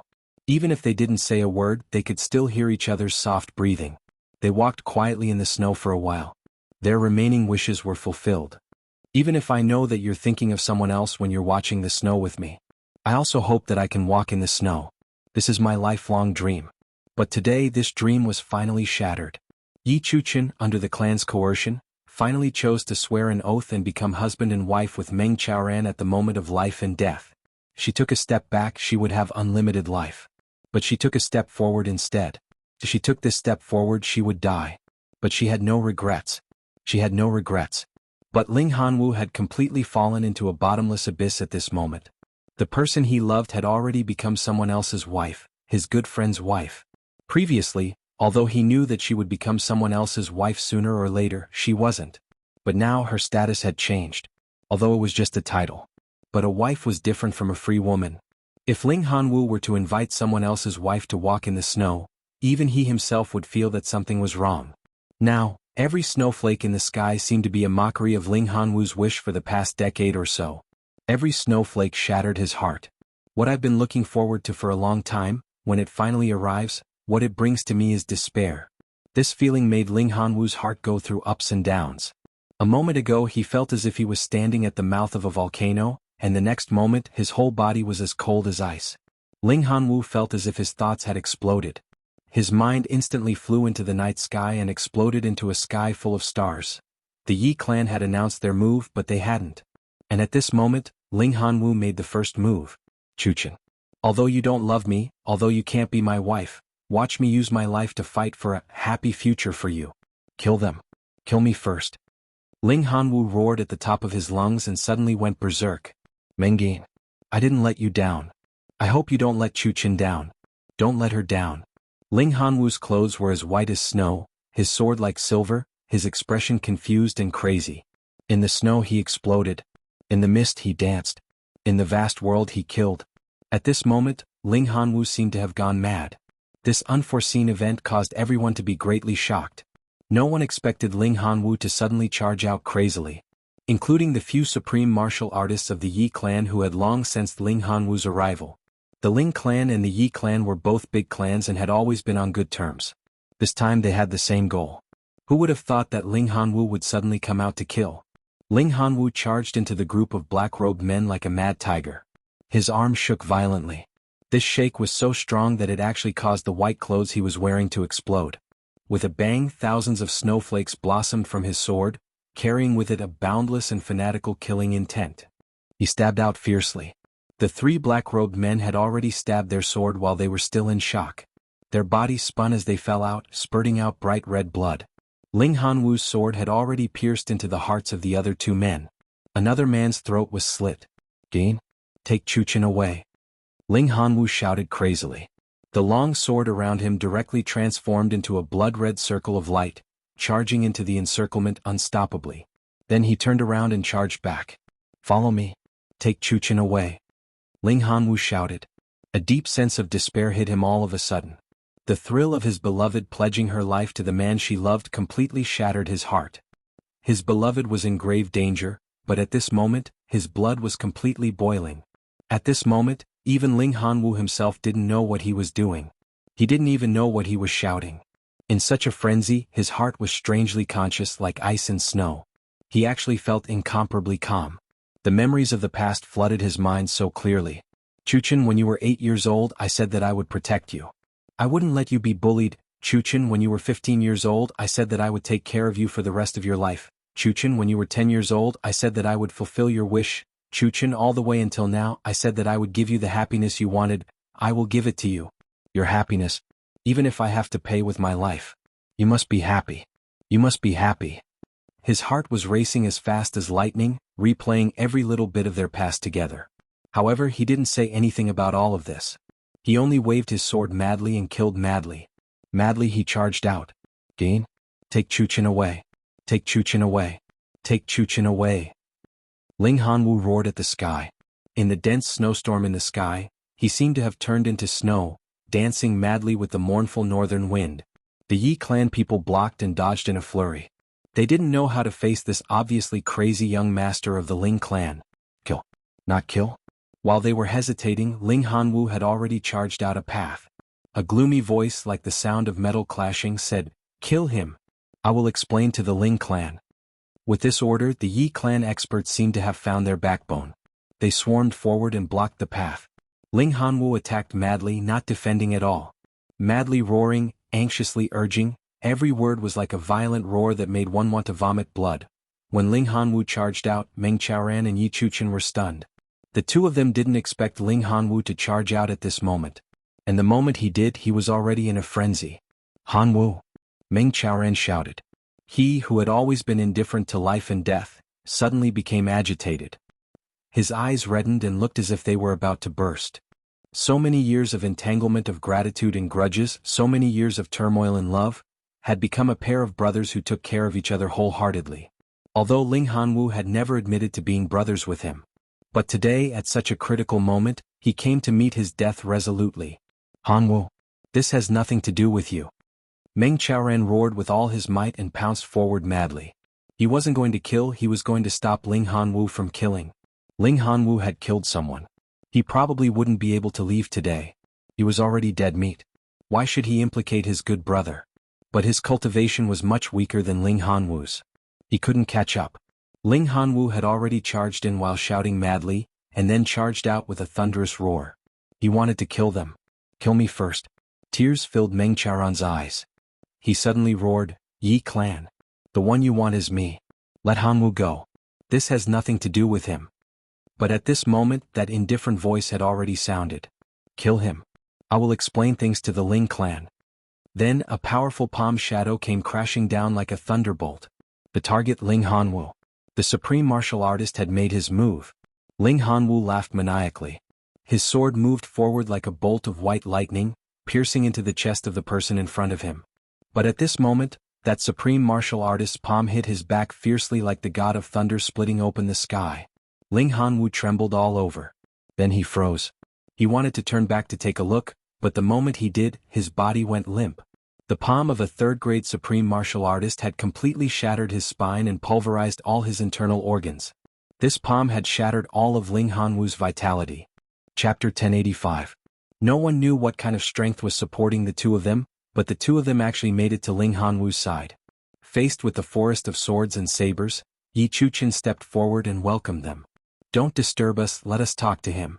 Yi Chuchen's voice was choked with sobs, her body trembling as she spoke. There seemed to be a crazy flame burning in her eyes. Her voice was resolute and did not allow for any disobedience.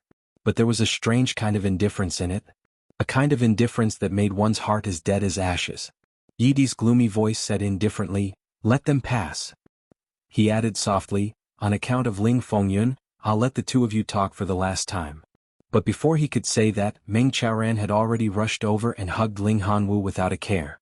Ling Hanwu's consciousness had already started to scatter. His pupils had already started to dilate.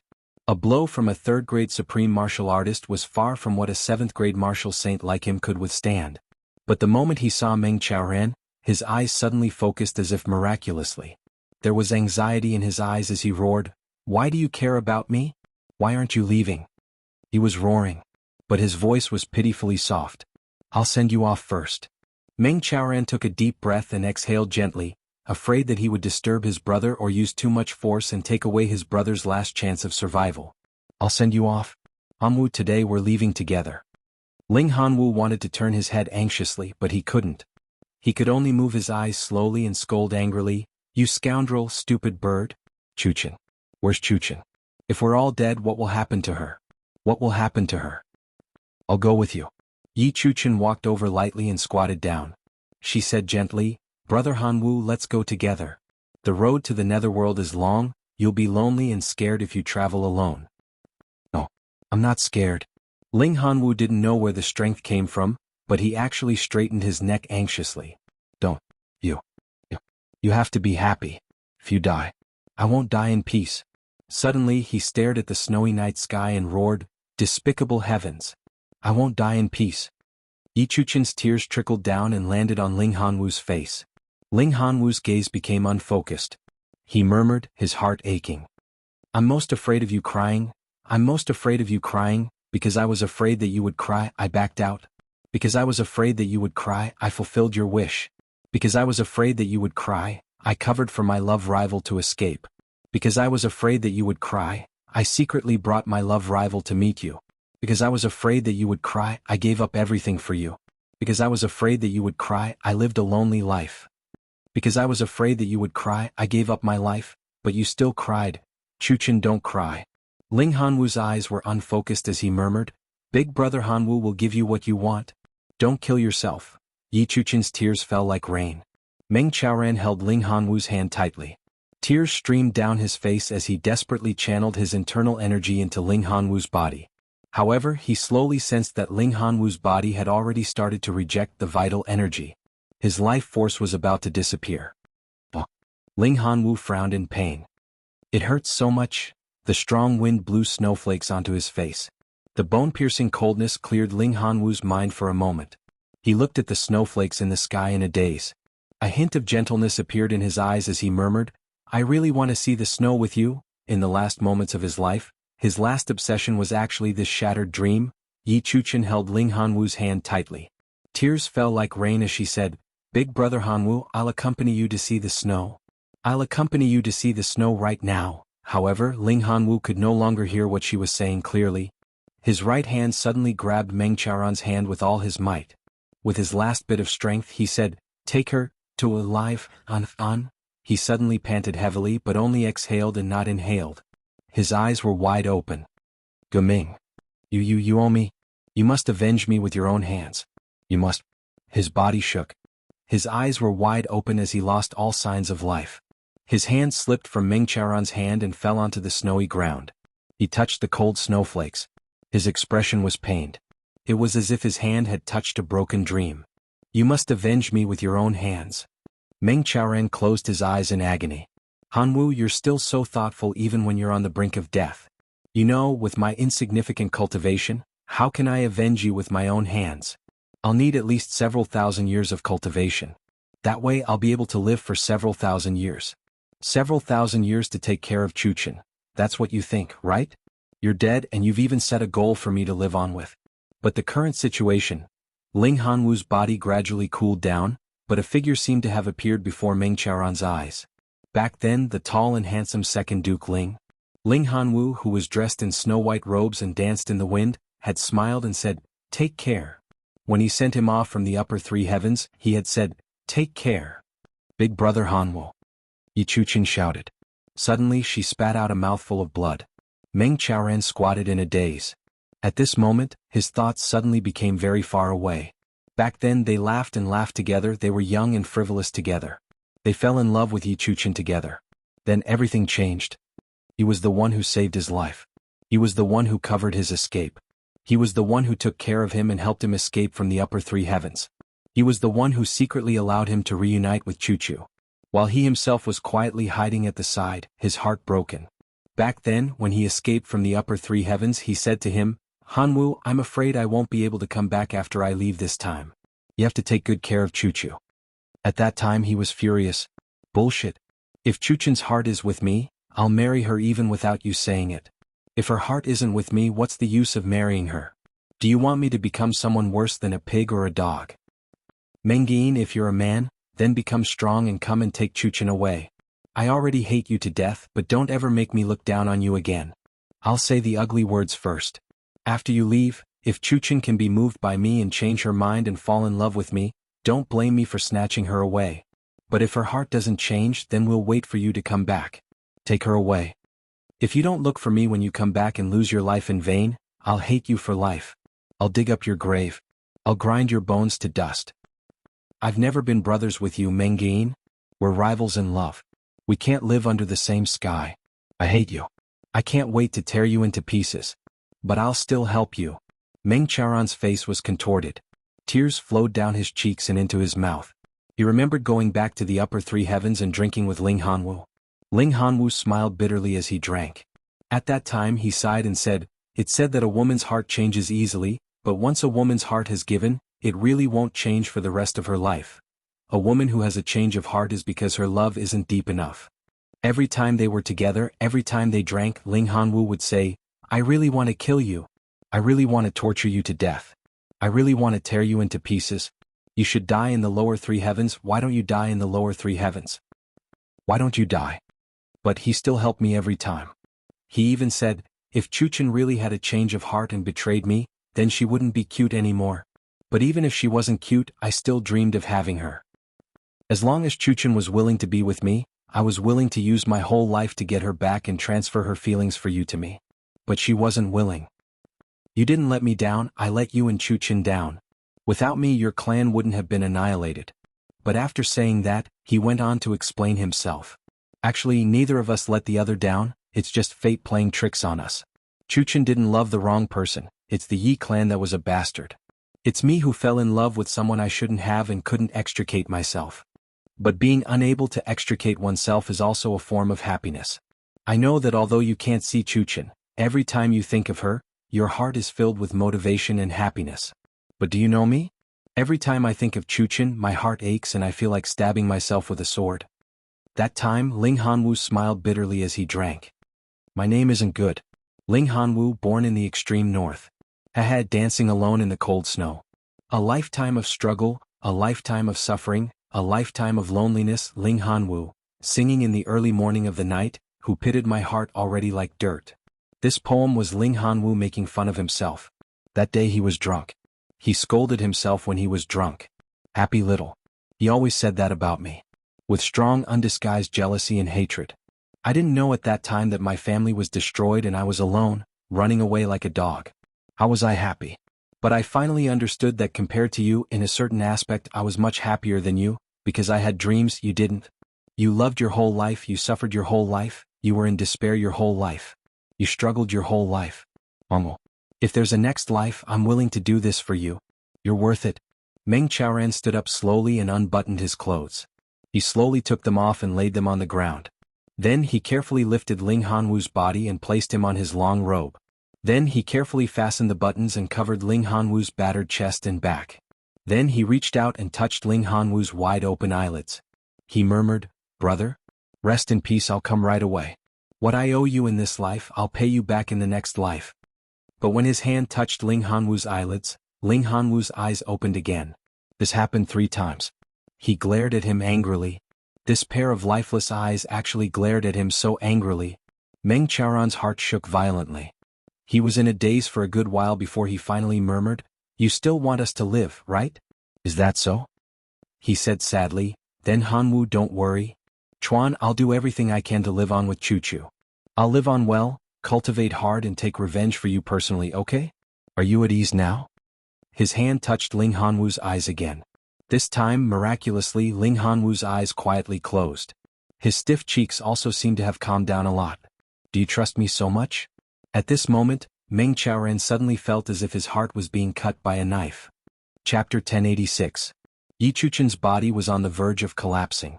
Her heart was about to break down from the immense grief. At this moment, her mind was even at a loss. It was as if she was floating in the clouds.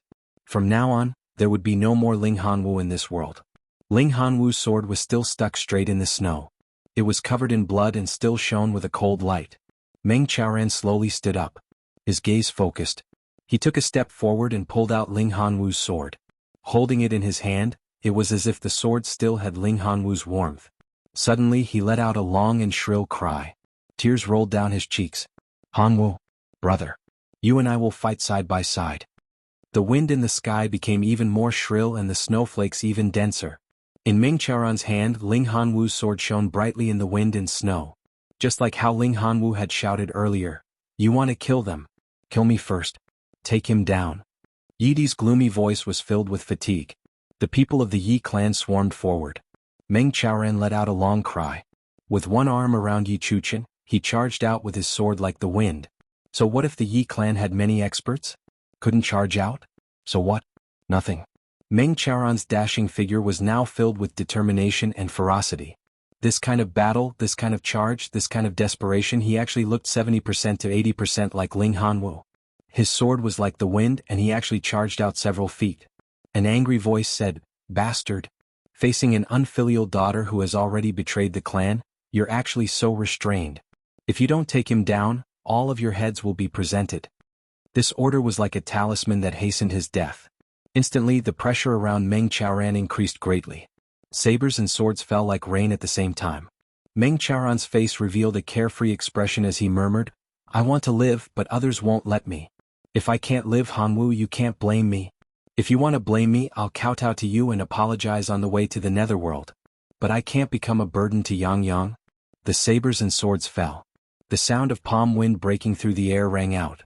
It was another supreme martial artist's palm strike. This palm strike was not meant to hurt, but to seal off Meng Qiaoran's escape route. Meng Qiaoran let out a dashing smile. He turned his body to the side and faced the supreme martial artist's palm strike with his chest. He met the sword and saber head-on. Yi Chuchen screamed madly and suddenly threw herself into Meng Qiaoran's arms. She cried out mournfully, "Let's die together." Meng Qiaoran was greatly alarmed. In the nick of time, he fiercely hugged Yi Chuchen and turned his body to the side. The corners of his mouth were still smiling confidently as he said indifferently, "Silly girl, the man isn't dead yet. You will die after me. This is my responsibility." His body had only turned halfway when the saber, sword, and palm energy had already reached him. The Yi clan's people didn't want to kill him in the first place. Or they had originally wanted to kill him. But now Chuyang was involved. Meng Qiaoran was undoubtedly a powerful chess piece to deal with Chuyang. So how could they bear to kill him? He instinctively withdrew his sword and saber. The supreme martial artist who had attacked also hurriedly retracted his palm force. However, he had already sent it out. How could he take it back? This supreme martial artist only managed to withdraw 70% of his strength in a moment of desperation. His face turned red from the backlash. His body swayed and he spat out a mouthful of blood. Bang! The force was like a mountain, violently bombarding Yi Chuchen and Meng Qiaoran. With a few cracking sounds, countless bones in their bodies were broken. They spat out blood at the same time and flew out like kites with their strings cut. Trash! A gloomy voice shouted angrily, "Quickly go and see if he's dead." With a boom, the two of them landed heavily on the snowy ground. They were actually not far from Ling Hanwu. Ling Hanwu lay quietly wearing Meng Qiaoran's green robes neatly. His expression was serene. The two of them rolled for a while. Yi Chuchen had already completely fainted, but Meng Qiaoran was still a little clear-headed. He actually smiled bitterly. "Hanwu, we're still together. Hee, I rushed out so far but I was still beaten back to my brother's side." The Yi clan's people hurriedly flew over to check on him. Meng Qiaoran only felt pain all over his body, and his internal organs felt like they were being torn apart. He knew that he had already suffered fatal injuries, but he was still hanging on by a thread. Afraid that he would be saved and used as a tool to threaten his disciple, a hint of mockery flashed at the corners of his mouth. He muttered to himself indifferently, "Using me, Meng Qiaoran, as a deterrent?" Using the last of his strength, he flipped the sword over and stabbed it viciously into his heart. At this moment, a long howl sounded in the air. Two figures landed with a boom. One of them said, "Damn it, something really happened. All of you stop right now." The other voice, however, said hurriedly, "Teacher." Meng Qiaoran's sword had already reached his heart and pierced 2 inches into it. Fresh blood gushed out. When he heard this voice, he suddenly paused and turned back with great effort, wanting to take one last look. His own disciple. This voice was the voice of the disciple he had poured his heart and soul into. Not to mention calling him teacher, Meng Chaoran could tell which of the two disciples was coughing from a distance. Yang. Meng Chaoran murmured, his vision gradually blurring. A black-robed figure landed as though he was flying. Clanging sounds rang out, followed by a series of screams, as if some weapon had been broken and someone had been injured. Immediately, Chu Yang's anxious face appeared before Meng Chaoran's eyes. Teacher, I'm late. Then he hurriedly took out 2 incomplete versions of heavy elixirs and stuffed them into Meng Chaoran and Yi Chuchen's mouths. Meng Chaoran's injuries were, after all, too serious. His consciousness gradually blurred. When the incomplete versions of heavy elixirs entered his body, his spirit was slightly shaken. Then an indescribable sense of fatigue welled up. He murmured, Yang, quick take a look. Your teacher's wife, is she all right? If Hanwu can still be saved. His disciple was here. Although Meng Chaoran knew that Ling Hanwu was already dead, he still had extravagant hopes in his heart. Because he knew that Chu Yang had elixirs on him. Chu Yang hurriedly looked at Yi Chuchen, who was still in his teacher's arms. He said hurriedly, teacher's wife's breathing is very weak. She can still be saved, but…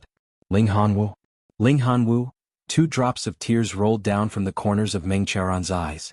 He asked sadly, dead? Chu Yang nodded heavily. Meng Chaoran bit his lips tightly. He felt his consciousness blurring in waves. Bu Liuqing's furious voice rang out. Yidi, get out here right now. Meng Chaoran was suddenly jolted awake. He forced his eyes to focus. Who is this person? This person actually dared to shout at the Yidi like this. Could he be someone impressive? Don't worry, teacher. I will kill all of them tonight to avenge you. Chu Yang gritted his teeth. His hatred soared to the heavens, his eyes bloodshot. No, Meng Chaoran said hurriedly. I want to personally take revenge. If I don't personally take revenge, I've let Hanwu down. I've let the ancestors down. Hanwu's dead. I will personally take revenge. Meng Chaoran held Chu Yang's hand tightly and finally fainted. His right hand was still tightly gripping Ling Hanwu's sword. The sword was cold and icy. I will avenge you. I will. I will take good care of Chu. I will. I will live on with Chu. I will. Hanwu, your efforts will not go to waste. I will stain your sword with the blood of your enemies. I will. When the time comes, I will drink to my heart's content with you. Chu Yang's eyes were bloodshot. His body trembled somewhat uncontrollably.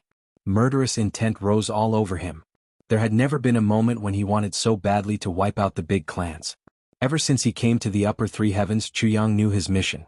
But he had never thought of wiping out all the big clans. In the big clans there were also heroes, chivalrous and gentle men. The influential figures of the big clans all had a glorious past. For example, Ling Hanwu or Meng Se. But at this moment, looking at the motionless Ling Hanwu and the blood-soaked Meng Chaoran, Chu Yang suddenly wished he could kill everyone in the big clans with his sword. He understood. Perhaps there were also heroes in the big clans. As long as they were faced with a threat, these people would band together to resist and do whatever it took. Today they could ambush his master and kill Ling Hanwu, who was on the same side. Who would they deal with tomorrow? In their eyes, he wasn't even the Tribulation Sword Master. He was just a rising force that posed some threat to them, yet they could be so ruthless. What would happen if they found out that he was the Tribulation Sword Master one day? Killing to stop killing may not be the best way, but it was the most effective way. He couldn't turn back and neither could they. So, kill. Chu Yang stood there quietly. But he suddenly roared madly in his heart. A cold shout was heard, followed by the sound of people tumbling. Bu Liuqing landed beside Yi Di and sent the people of the Yi clan tumbling away with a palm strike. Bu Liuqing shouted, Yi Di, do you not dare to come out? There was a burst of wind and snow. Yi Di's black-clothed figure appeared, wrapped in thick night fog. His voice had more apprehension and respect. Elder Bu, I'm really flattered that you're here to interfere with the Yi clan's family affairs. Bu Liuqing rolled his eyes and said, Family affairs? I don't care about your family affairs. If I don't like it, I have to interfere. What? You have an opinion? You don't like it? Yi Di said calmly, Elder Bu naturally has your reasons if you want to interfere. Since Elder Bu has interfered, then the Yi clan will just let this matter go. Bu Liuqing turned and shouted, Little one, what should we do? Kill or not? Dark fog burst out of the night Thearch's eyes as he looked at Chu Yang cautiously and warily. This little one is indeed not simple. Look at this, Brother Qing, Bu Luqing actually wants to listen to him? He's indeed dangerous. He has to kill him. Chu Yang said lightly, leave 2 people behind to help us send the people back. As for the others, let them go first. He paused and said, my master said that he wants to take revenge with his own hands. Take revenge with his own hands. Bu Luqing and Yi Di sneered in their hearts. With Meng Qiaoran's current abilities, taking revenge with his own hands was as difficult as ascending to heaven. Chapter 1087. Yi Di then turned and smiled at Bu Luqing. Elder Bu, I shall take my leave. The world is long, I'm sure we'll meet again. Bu Luqing said impatiently, get lost. Hold on. Chu Yang got up slowly and asked solemnly, who killed Ling Hanwu? Step forward and let me take a look. An old man in black snorted and took a step forward proudly. He said dispassionately, it's me. My name is Yi Sei. Why do you want to avenge him? Chu Yang looked at him dispassionately and said slowly, Yi Sei. Not bad, not bad. Who hurt my master and mistress? It's also me. Yi Sei sneered. A clown who can't even withstand a single blow. He can't even take a palm strike with just 10% of my power. How can he even talk about taking revenge personally? This person's mouth stinks. Chu Yang said dispassionately. His mouth stinks, I'll wash it for him. Bu Luqing snorted and suddenly moved. The next moment, with a few slaps, that guy had already been slapped more than a dozen times and rolled out. Blood flowed from the corners of his mouth. I won't kill anyone today, Chu Yang said. Yi Sei, you're my masters. Live well, don't die too early. That will be very disappointing. Yi Sei lay on the ground with his hair disheveled. He glared at Chu Yang fiercely. Mengyin? Kill me? Chu Yang, you're dreaming. Whether it's a dream or not, you'll know in the future, Chu Yang said dispassionately. But you must take care. You must take care of yourself. Let's go. Yi Di snorted, and a ball of dense night fog swayed twice before suddenly disappearing. The Yi clan members retreated like the tide. You really shouldn't have promised your master to take revenge personally. Bu Luqing walked to Chu Yang's side, shaking his head and sighing. When will that be? Chu Yang said dispassionately, since my master said to take revenge personally, then he will definitely do it. I will do whatever it takes to help him fulfill his wish. I also want to borrow Elder Bu's power to kill all these people. But that way I won't feel anything. If I don't take revenge personally, I'll always feel lacking. Chu Yang said softly, revenge must be taken with one's own hands, hatred must be repaid in person. A man in this world will repay kindness and enmity as he pleases. Bu Luqing sighed, if everyone wants to take revenge with their own hands, taking revenge with one's own hands requires ability. Chu Yang said quietly, my teacher has this ability. His eyes seemed to be burning with a crazy flame. There was a sentence engraved in his heart, even if he doesn't have it, I will make him have it. From today onwards he would not rest until he was dead. Bu Luqing was dumbfounded and said, let's go back. Chu Yang didn't say a word. He bent down and picked up Ling Hanwu's body. Yi Xiu led a group of people to send Meng Qiaoran and Yi Chuchen back to Chu Yang's orchard palace. Along the way Yi Xiu didn't say a word. When they arrived at the orchard palace, Yi Xiu put down the person. When Yi Xiu bade farewell, he looked at Chu Yang as if he wanted to say something. But Chu Yang didn't look at him. Yi Xiu finally let out a long sigh and turned to leave. Although we have some sympathy for each other and although my aunt is here we are still enemies. After today they would not rest until one of them was dead. Anything he said would be superfluous. Chu Yang was busy tending to Meng Qiaoran and Yi Chuchen's bodies. Meng Qiaoran's spine was broken, both his legs were fractured, his knees were shattered, and 4 of his ribs were broken. One of them seemed to have pierced into his internal organs, and his internal organs were ruptured. The most serious thing was that his head had been hit by the force of the supreme martial artist's palm. Although it had only brushed past him diagonally, Meng Qiaoran's head was severely injured. He was almost left with half a breath. If it wasn't for the incomplete version of the heavy pill, he would have been dead by now. Yi Chuchen, who was at the side, was even more seriously injured than Meng Qiaoran because she tried her best to block the palm force for him. Ling Hanwu's body was placed quietly in the hall of the orchard palace. Zi Sheqing, Moon Breeze and the rest were shocked when they returned. No one expected such a tragic incident to happen in the short time they were out. It was only in the middle of the night that Meng Qiaoran regained some consciousness and opened his eyes. Hanwu? Meng Qiaoran rolled his eyes. Chu Yang didn't answer and turned his head away. Chu? Meng Chaoran asked in a low voice. She's still unconscious. Chu Yang comforted him. She'll be fine, I promise. Tears flowed out of Meng Chaoran's eyes. He looked at the sky above his head in a daze and heaved a long sigh. Let me avenge him with my own hands. This is Han Wu's last request in his life. Meng Chaoran said weakly, those people are mine. They're yours. Chu Yang nodded and comforted him softly. But they're here to deal with you this time. Meng Chaoran looked at Chu Yang. You have to be careful. Chu Yang's expression was heavy as he nodded slowly. They're really here to deal with me. I'm so sleepy I'm going to take a nap. A familiar carefree smile appeared at the corners of Meng Chaoran's lips again. He smiled lightly. In my dream I'll go drinking with Han Wu. Chu Yang's heart ached. Meng Chaoran had already fallen into a deep sleep. The next day, someone from the Ling clan came to take away Ling Han Wu's body. It was said that Ling Fengyun and Yi Di had a huge quarrel and almost came to blows. The two of them parted on bad terms. The person who came was Ling Hanshua. Ling Hanshua's eyes were red. It was obvious that Ling Han Wu's death was a huge blow to her. Before she left, she looked at Chu Yang and said, Second uncle left just like that. Although he died for the love of his life, the root of his death was with you. Second uncle had lived a tiring life all these years. His death can be considered a relief. Although the living can't bear it, he can be relieved after all. So let me remind you once more, be careful at the medicine banquet in Tianji City. Ling Hanshua said softly. Chu Yang was silent. He said, thank you. I'll bring second uncle back today. Tomorrow morning I'll bring a few people and bring his body back to Lingxiao City. We'll meet again in the distant future. Take care of yourself. From now on the big clans and you Chu Yang will never rest until one of us is dead.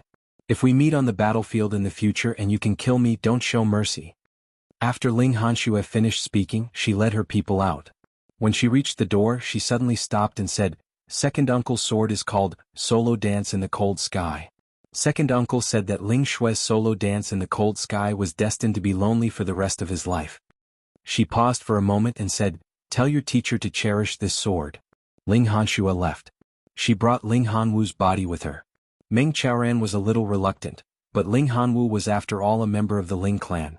Being buried in the ancestral grave of the Ling clan could also be considered as returning to his roots. He could only watch helplessly as Ling Hanshua brought Ling Hanwu away. He let out a long sigh. Hanwu, from now on drinking with brothers is only a dream. 3 days later, Meng Chaoran was already able to sit up. However, Yi Chuchen was still unconscious. Chu Yang also felt that this was strange. Under the effects of the incomplete version of the heavy pill, her injuries shouldn't be life-threatening. She shouldn't be in such a coma either. How could this be? Zi Sheqing solved this problem. She subconsciously thought that she was already dead. Moreover, she had died with her lover and good friend.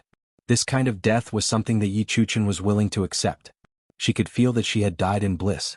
Therefore, although her body was fine, her consciousness had entered a state of suspended animation. No one knew how long this state could be maintained, but, as long as she didn't realize that she was actually still alive, she would never wake up. Zi Sheqing and Chu Yang were both helpless in this situation. Meng Chaoran, on the other hand, was very open-minded. It's all right. With me by her side to take care of her, nothing will happen to her. There will be a day when she wakes up. If she wakes up now, she will have to accept the cruel reality. This may also be a good thing. You guys go about your business. Leave her to me. Even if she doesn't wake up for the rest of her life, we are still together after all.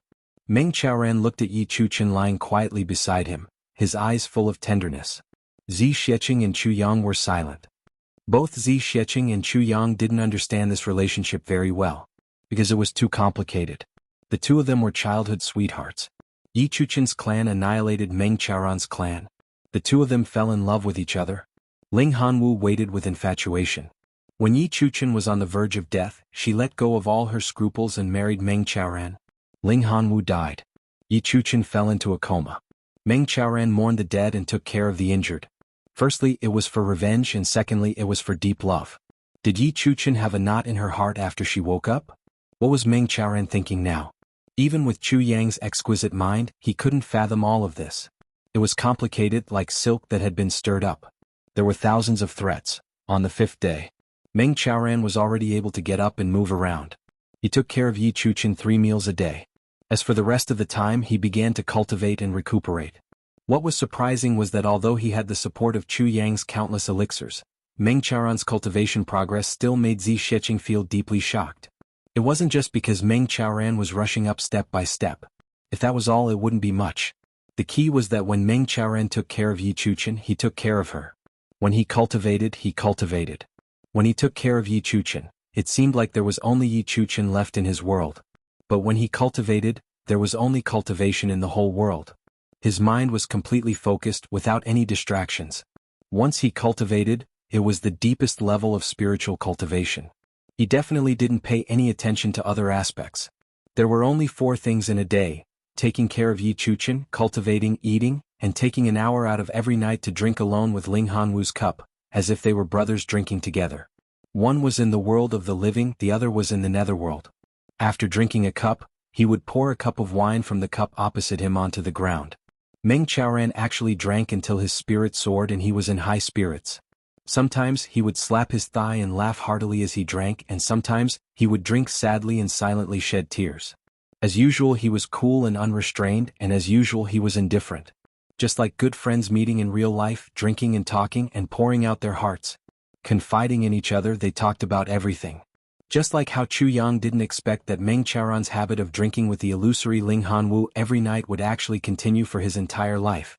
Until the end of his life, he still drank with Ling Hanwu and said, "Brother, I'm coming. Come and fetch me." Only then could he rest in peace. At that time, who knew how many tens of thousands of years had passed? At this point he suddenly thought of a story. There was an old Red Army veteran who returned home after the founding of the country. Every night, he would set a cup of wine and drink with his comrades who had sacrificed themselves. This habit continued until he became seriously ill and couldn't move. Before he died, he said, "I'm the only one left in the company. I have to go." There was also a soldier who gave up all his privileges after the war and became a gravekeeper for his comrades in the cemetery of martyrs. There were many, many more. Such true stories could be found everywhere in the country. There were really many of them. Chapter 1088. A few days later, Meng Chaoran started to look for Zi Sheqing to discuss something. Zi Sheqing was very confused about his intentions. But after hearing what he said, Zi Sheqing was deeply moved and almost lost her composure. Meng Chaoran created a mental cultivation technique by himself. He felt that it was effective. Because Zi Sheqing's cultivation was the highest here and she was the most knowledgeable, he came to discuss with Zi Sheqing to improve it. After all, before getting confirmation, Meng Chaoran did not dare to impart such a technique that he himself was not sure of to his disciple. Meng Chaoran had gone through a lot. His mind was calm and his personality was indifferent. He did not care about anything in the world. All these years, he felt that his body was restrained and he always wanted to break through the shackles. But he could not do it. Finally, after Chu Yang cured him, he went to the upper 3 heavens. He tried day and night and finally succeeded in creating a mental cultivation technique. It was only recently that it was finally perfected. Meng Chaoran called this technique, Tianyi Divine Technique. And this was also the biggest reason why Meng Chaoran's cultivation had improved by leaps and bounds. This cultivation technique could not increase one's cultivation, but it could make one's mind focus. When doing something, one would only think about that one thing wholeheartedly. As for other things, it would be removed from one's mind. This was not only cultivating one's heart, but also one's spirit. Zi Sheqing was shocked. Because after trying it out, she felt that although this technique had some flaws, it was definitely feasible. Completely focusing one's mind on cultivation was equivalent to entering the profound level of meditative reflection from the start of cultivation. The start was the deepest level of cultivation. So, how could it not be efficient? This kind of technique was not available even in the heavenly imperial court. It could not cultivate one's heart, spirit or body, but one's heart could be free of worries. For battles, this was the most useless mental cultivation technique, but for cultivation, it was the most powerful and invincible technique. It was actually created by someone who had not even reached the martial saint level. This made Zi Sheqing feel like she was in a dream. This kind of mental cultivation technique was definitely useful for people like Zi Sheqing, or even people who were at a higher level than her. It was extremely useful. Unless one had reached the level of a great saint who could change the heavens and the earth, for example, someone who could fold the heavens, they might not necessarily have a use for it. However, even at that level there would be times when they would need it. Zi Sheqing realized that it was feasible. She immediately used her vast knowledge of martial arts, almost without sleep or rest, to perfectly master this mental cultivation method within a few days. Pass it on to them. Meng Qiaoran smiled faintly at Zi Xueqing and said, "My cultivation is too low. I'm afraid they won't take a liking to it, but if you impart it to them there won't be a problem." After he finished speaking, Meng Qiaoran smiled and walked out confidently. He continued to look after Yi Chuchen and went to cultivate. Even Zi Xueqing was stunned for a long time by this kind of indifference that was beyond chic. Chu Yang's teacher was truly a genius, but he was also an out-and-out eccentric. However, after Meng Qiaoran left, he threw this problem to Zi Xueqing. Who should he teach such a cultivation method to? In Zi Xueqing's opinion, this set of cultivation method was the best in the world. Because there was no other set of cultivation method that could be applied to anyone like this mental cultivation method. Ordinary people who didn't know martial arts, all the way to powerful people who could move mountains and fill seas, all of them could benefit from this set of cultivation method. All of them could use it.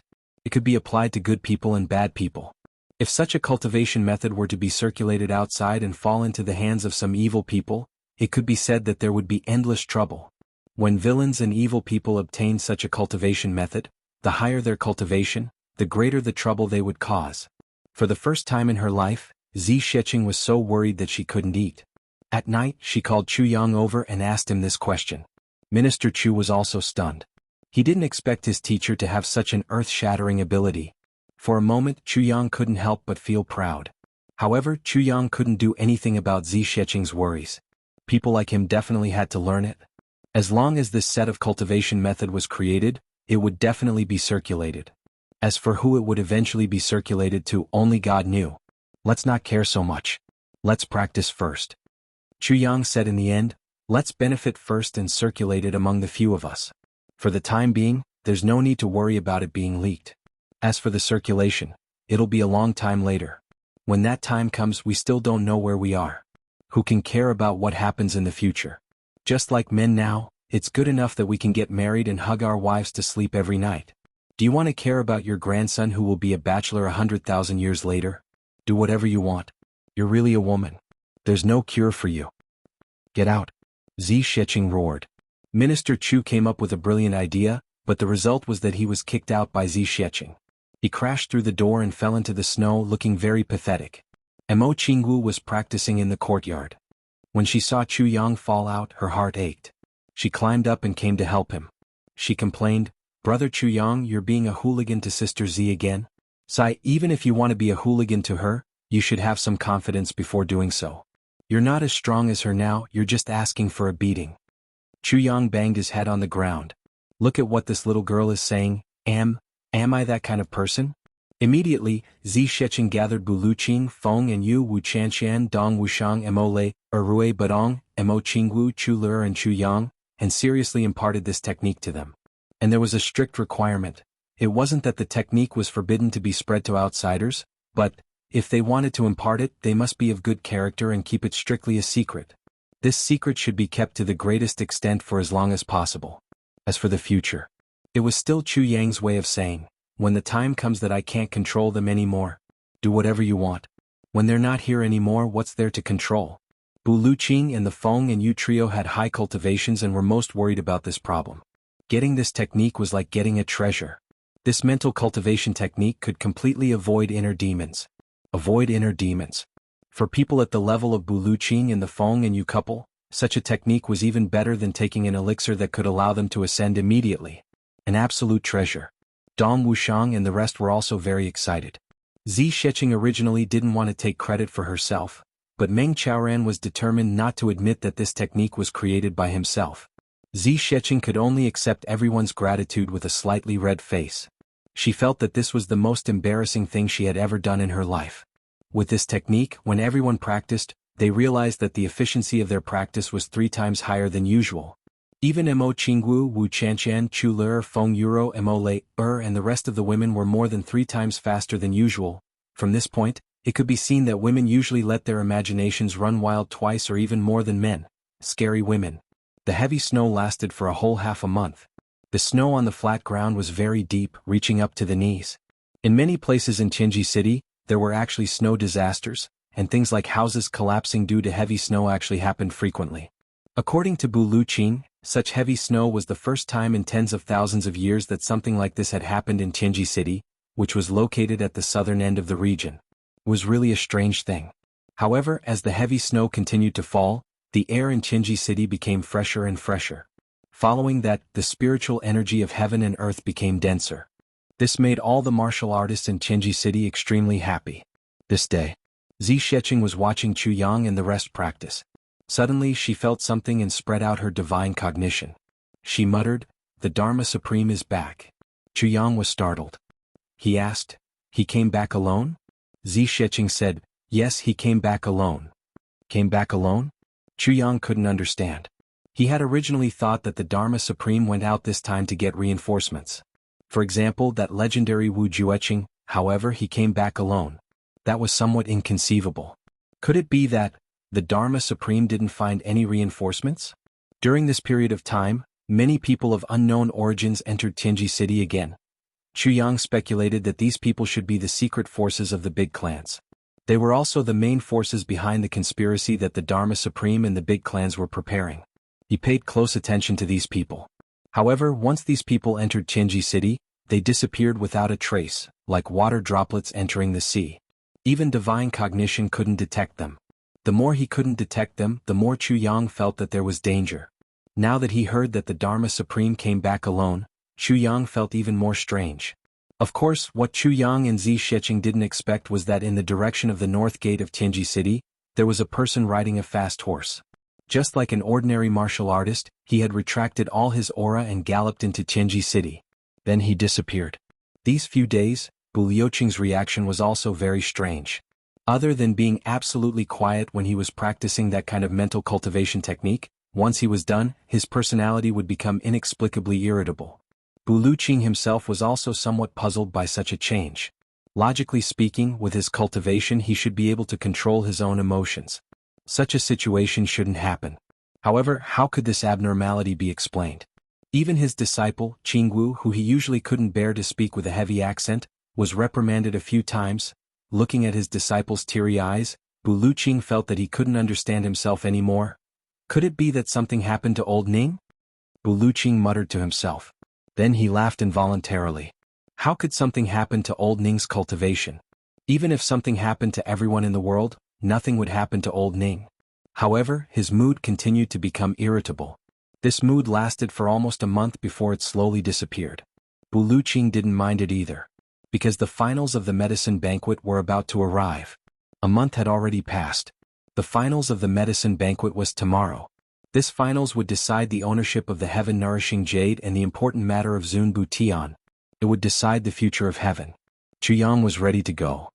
Chapter 1089. Early morning. Chu Yang walked out of the room and saw that Mo Qingwu was already waiting outside. Seeing Chu Yang come out, she couldn't help but pout. "Big brother Chu Yang, you're so lazy. You woke up so late. I've been waiting for a long time." "Why are you waiting for me?" Chu Yang was surprised. "I'll go with you." Mo Qingwu waved her little fist. "I want to see big brother Chu Yang win." "No? It's too dangerous." Chu Yang was shocked. What time was it now that the little girl actually wanted to go and cheer for him? "It's okay." Zi Sheqing's voice said, "I'll use my divine sense to monitor. Besides, the Moon Breeze couple has already gone. Bu Liuqing will look after little Wu in the dark. Nothing will happen to little Wu. You just have to take care of yourself." Chu Yang breathed a sigh of relief and said, "Since that's the case, I'm relieved." After breakfast, Chu Yang held Mo Qingwu's little hand and the two of them walked out side by side. Wu Qianqian faintly looked at the backs of the two people and sighed softly. Walking in the white snow, Mo Qingwu's red dress looked even more like a blazing fire. Her whole person was like a lively elf, full of vitality. Her pink little face was filled with a happy smile. Feeling Chu Yang's warmth in her hand, the little girl felt even happier and more satisfied. Chu Yang was shocked to realize that he had always thought that little Wu didn't grow up. Today, walking side by side, he realized that Mo Qingwu's height had already reached his chin. This could almost be considered a tall figure among women. Moreover, her eyes were becoming more and more full. Her chest also seemed to be expanding day by day. Her perky little but was also quietly developing. Her small waist was becoming slimmer and slimmer. When she walked, that kind of unintentional and gentle rhythm had already begun to have some of the charm of a young girl. The little girl had grown up. Chu Yang thought about it a little emotionally. Thinking about how Mo Qingwu was so charming and affectionate in his previous life, he couldn't help but feel a faint bitterness in his heart. Although his lover was by his side now, for some reason, Mo Qingwu's pair of resentful eyes in his previous life still appeared in his dreams sometimes. Brother Chu Yang, I've been dreaming for the past few days. It's so strange. Mo Qingwu hopped around in the snow and turned her face to the side. She was dressed in red and her hair was like a waterfall, making her small face look even more delicate. Her eyelashes also appeared to be longer, like two beautiful little fans that were flickering. Her cherry lips were red and pouty, making people want to peck them. Chu Yang's heart was filled with tender affection as he looked at her. He was somewhat lost in thought. So he casually asked, "Qingwu, what good dream did you have? Tell me, did you dream of me?" "Brother Chu Yang, I've been having a strange dream for the past few days." "The same dream." Mo Qingwu's eyes were somewhat confused and blurred. There was also a kind of faint sadness and hidden bitterness. This kind of gaze made Chu Yang frightened. This expression, why was it so similar to Qingwu's in his previous life? The same dream? What dream? When Chu Yang said this, he felt that his throat was a little dry. A strange dream. In the dream there was you and me. In the dream I had already grown up. Mo Qingwu lowered her eyes and said, "Then, on a mountain, there was a purple bamboo forest. I went there to pick purple bamboo roots. Then I met you. But you were so lonely in the dream." Chu Yang, who was walking forward in the snow, suddenly stopped in his tracks. He was dumbstruck. A large piece of snow under his feet was kicked up by him and scattered in all directions. "Brother Chu Yang?" Mo Qingwu was originally deep in thought as she walked forward. Chu Yang suddenly stopped, but she continued to walk forward 2 steps before she realized it. She hurriedly turned around and asked, "Nothing, you can continue?" Chu Yang only felt a wave of dizziness. "Actually, it's nothing. At that time, although you were lonely, you made people's hearts ache. When I saw you, I felt that this man had suffered too much pain and wanted to comfort him. Then we got to know each other just like that. But in the dream you were so heartless." Mo Qingwu pouted and said aggrievedly, "I was so accommodating to you and liked you so much, but you always bullied me." "Bullied you?" Chu Yang murmured. "You always asked me to leave you, but I couldn't bear to. In the dream, other than you, no one was good to me." Mo Qingwu said with tears in her eyes. Chu Yang suddenly felt a sharp pain in his heart.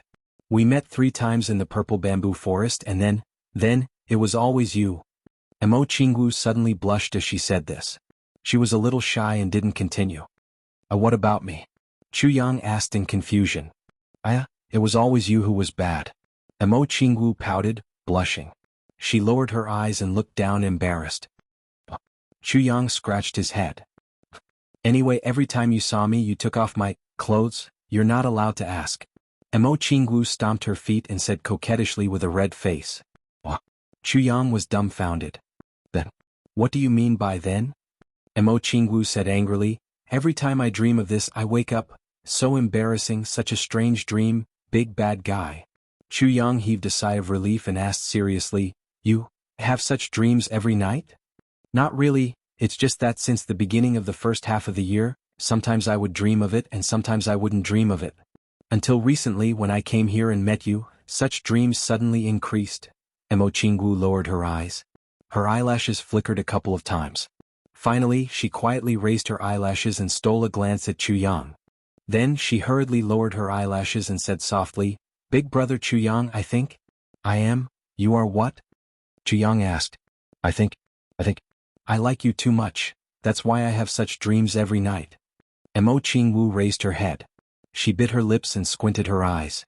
She looked a little shy and secretly happy.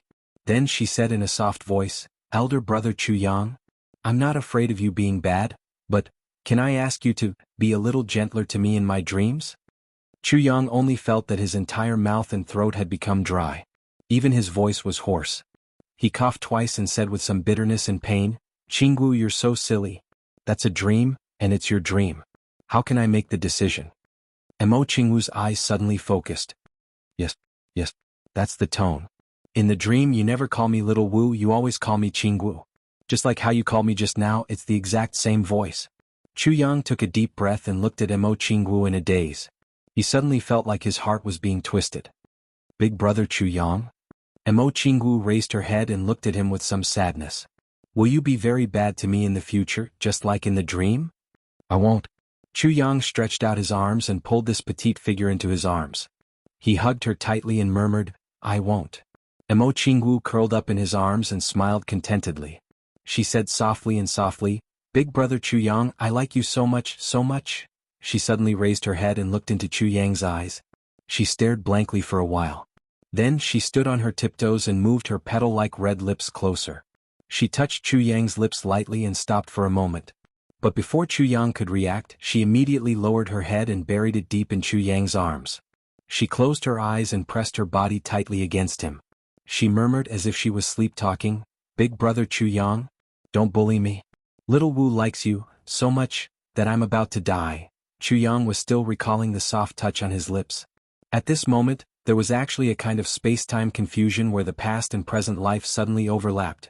There was a kind of sadness and worry in his heart. Only Chu Yang knew that Emo Qingwu's dream was not a dream. This was something that really happened in the past life. But why would it appear in Qingwu's dream in this life? If this continued, wouldn't Qingwu realize her dream sooner or later? Dream until her last day? Or would she suddenly recover the memories of her past life? Chu Yang suddenly felt his heart twitching. The two of them walked slowly in the snow. At this moment, Chu Yang suddenly felt that there was no one else in this world except himself and Qingwu. And Emo Qingwu obviously felt the same. The little girl was unusually quiet. She leaned against Chu Yang and walked forward step by step. At this moment, the whole world was indescribably peaceful. Just like a dream, all the sounds around them seemed to have disappeared. It was only until they turned the corner of the street and heard the hubbub of voices in front that the two of them suddenly woke up from their dream. The two of them couldn't help but look at each other. Emo Qingwu's cheeks were as red as an apple. Her eyes were watery with an inexplicable shyness and sweetness. She whispered, Big brother Chu Yang, I like it so much. I like it so much too. Chu Yang smiled gently. Emo Qingwu opened her arms happily and twirled around in the snow. Then, the two of them realized that it was actually snowing. It turned out that their hair and clothes were covered with snowflakes. Big brother Chu Yang, when I was young, my mother taught me how to dance. When you are free, I will dance for you. Emo Qingwu giggled. Her eyes flashed with mischief and tenderness. She said, I will dance to the heavens for you. Chu Yang's heart trembled. At this moment he recalled a poem and also a very important matter. Light as a dream, floating in the air, enchanting as a sea of blood and a mountain of bones dance. Don't ask the sword for 1,000 miles, life and death follow to the heavens. This was a poem written for Emo Qingwu by his friend in the previous life, the world's #1 genius, Shui Leihan. In the previous life, the three of them often gathered together. Every time Emo Qingwu followed him, Shui Leihan was always very envious. Shui Leihan became famous at a young age and his poetic talent shook the world. By the time he got to know him, he was already famous. He could be said to be an unparalleled legend. His poems were being sung everywhere in the upper and lower three heavens. Since ancient times, there had never been anyone who could achieve such achievements just by relying on poems. But after his rebirth, he had never heard of Shui Leihan's name. There was no such person at all. You're tuning in to the Han Li's Wuxia Adventures YouTube channel. We're so grateful for your support and don't forget to subscribe to join us on this incredible journey through captivating stories. Your generosity through donations truly makes a world of difference, as it's the primary source of revenue that allows me to expand and enhance this channel for you. Thank you from the bottom of my heart for being a part of this adventure.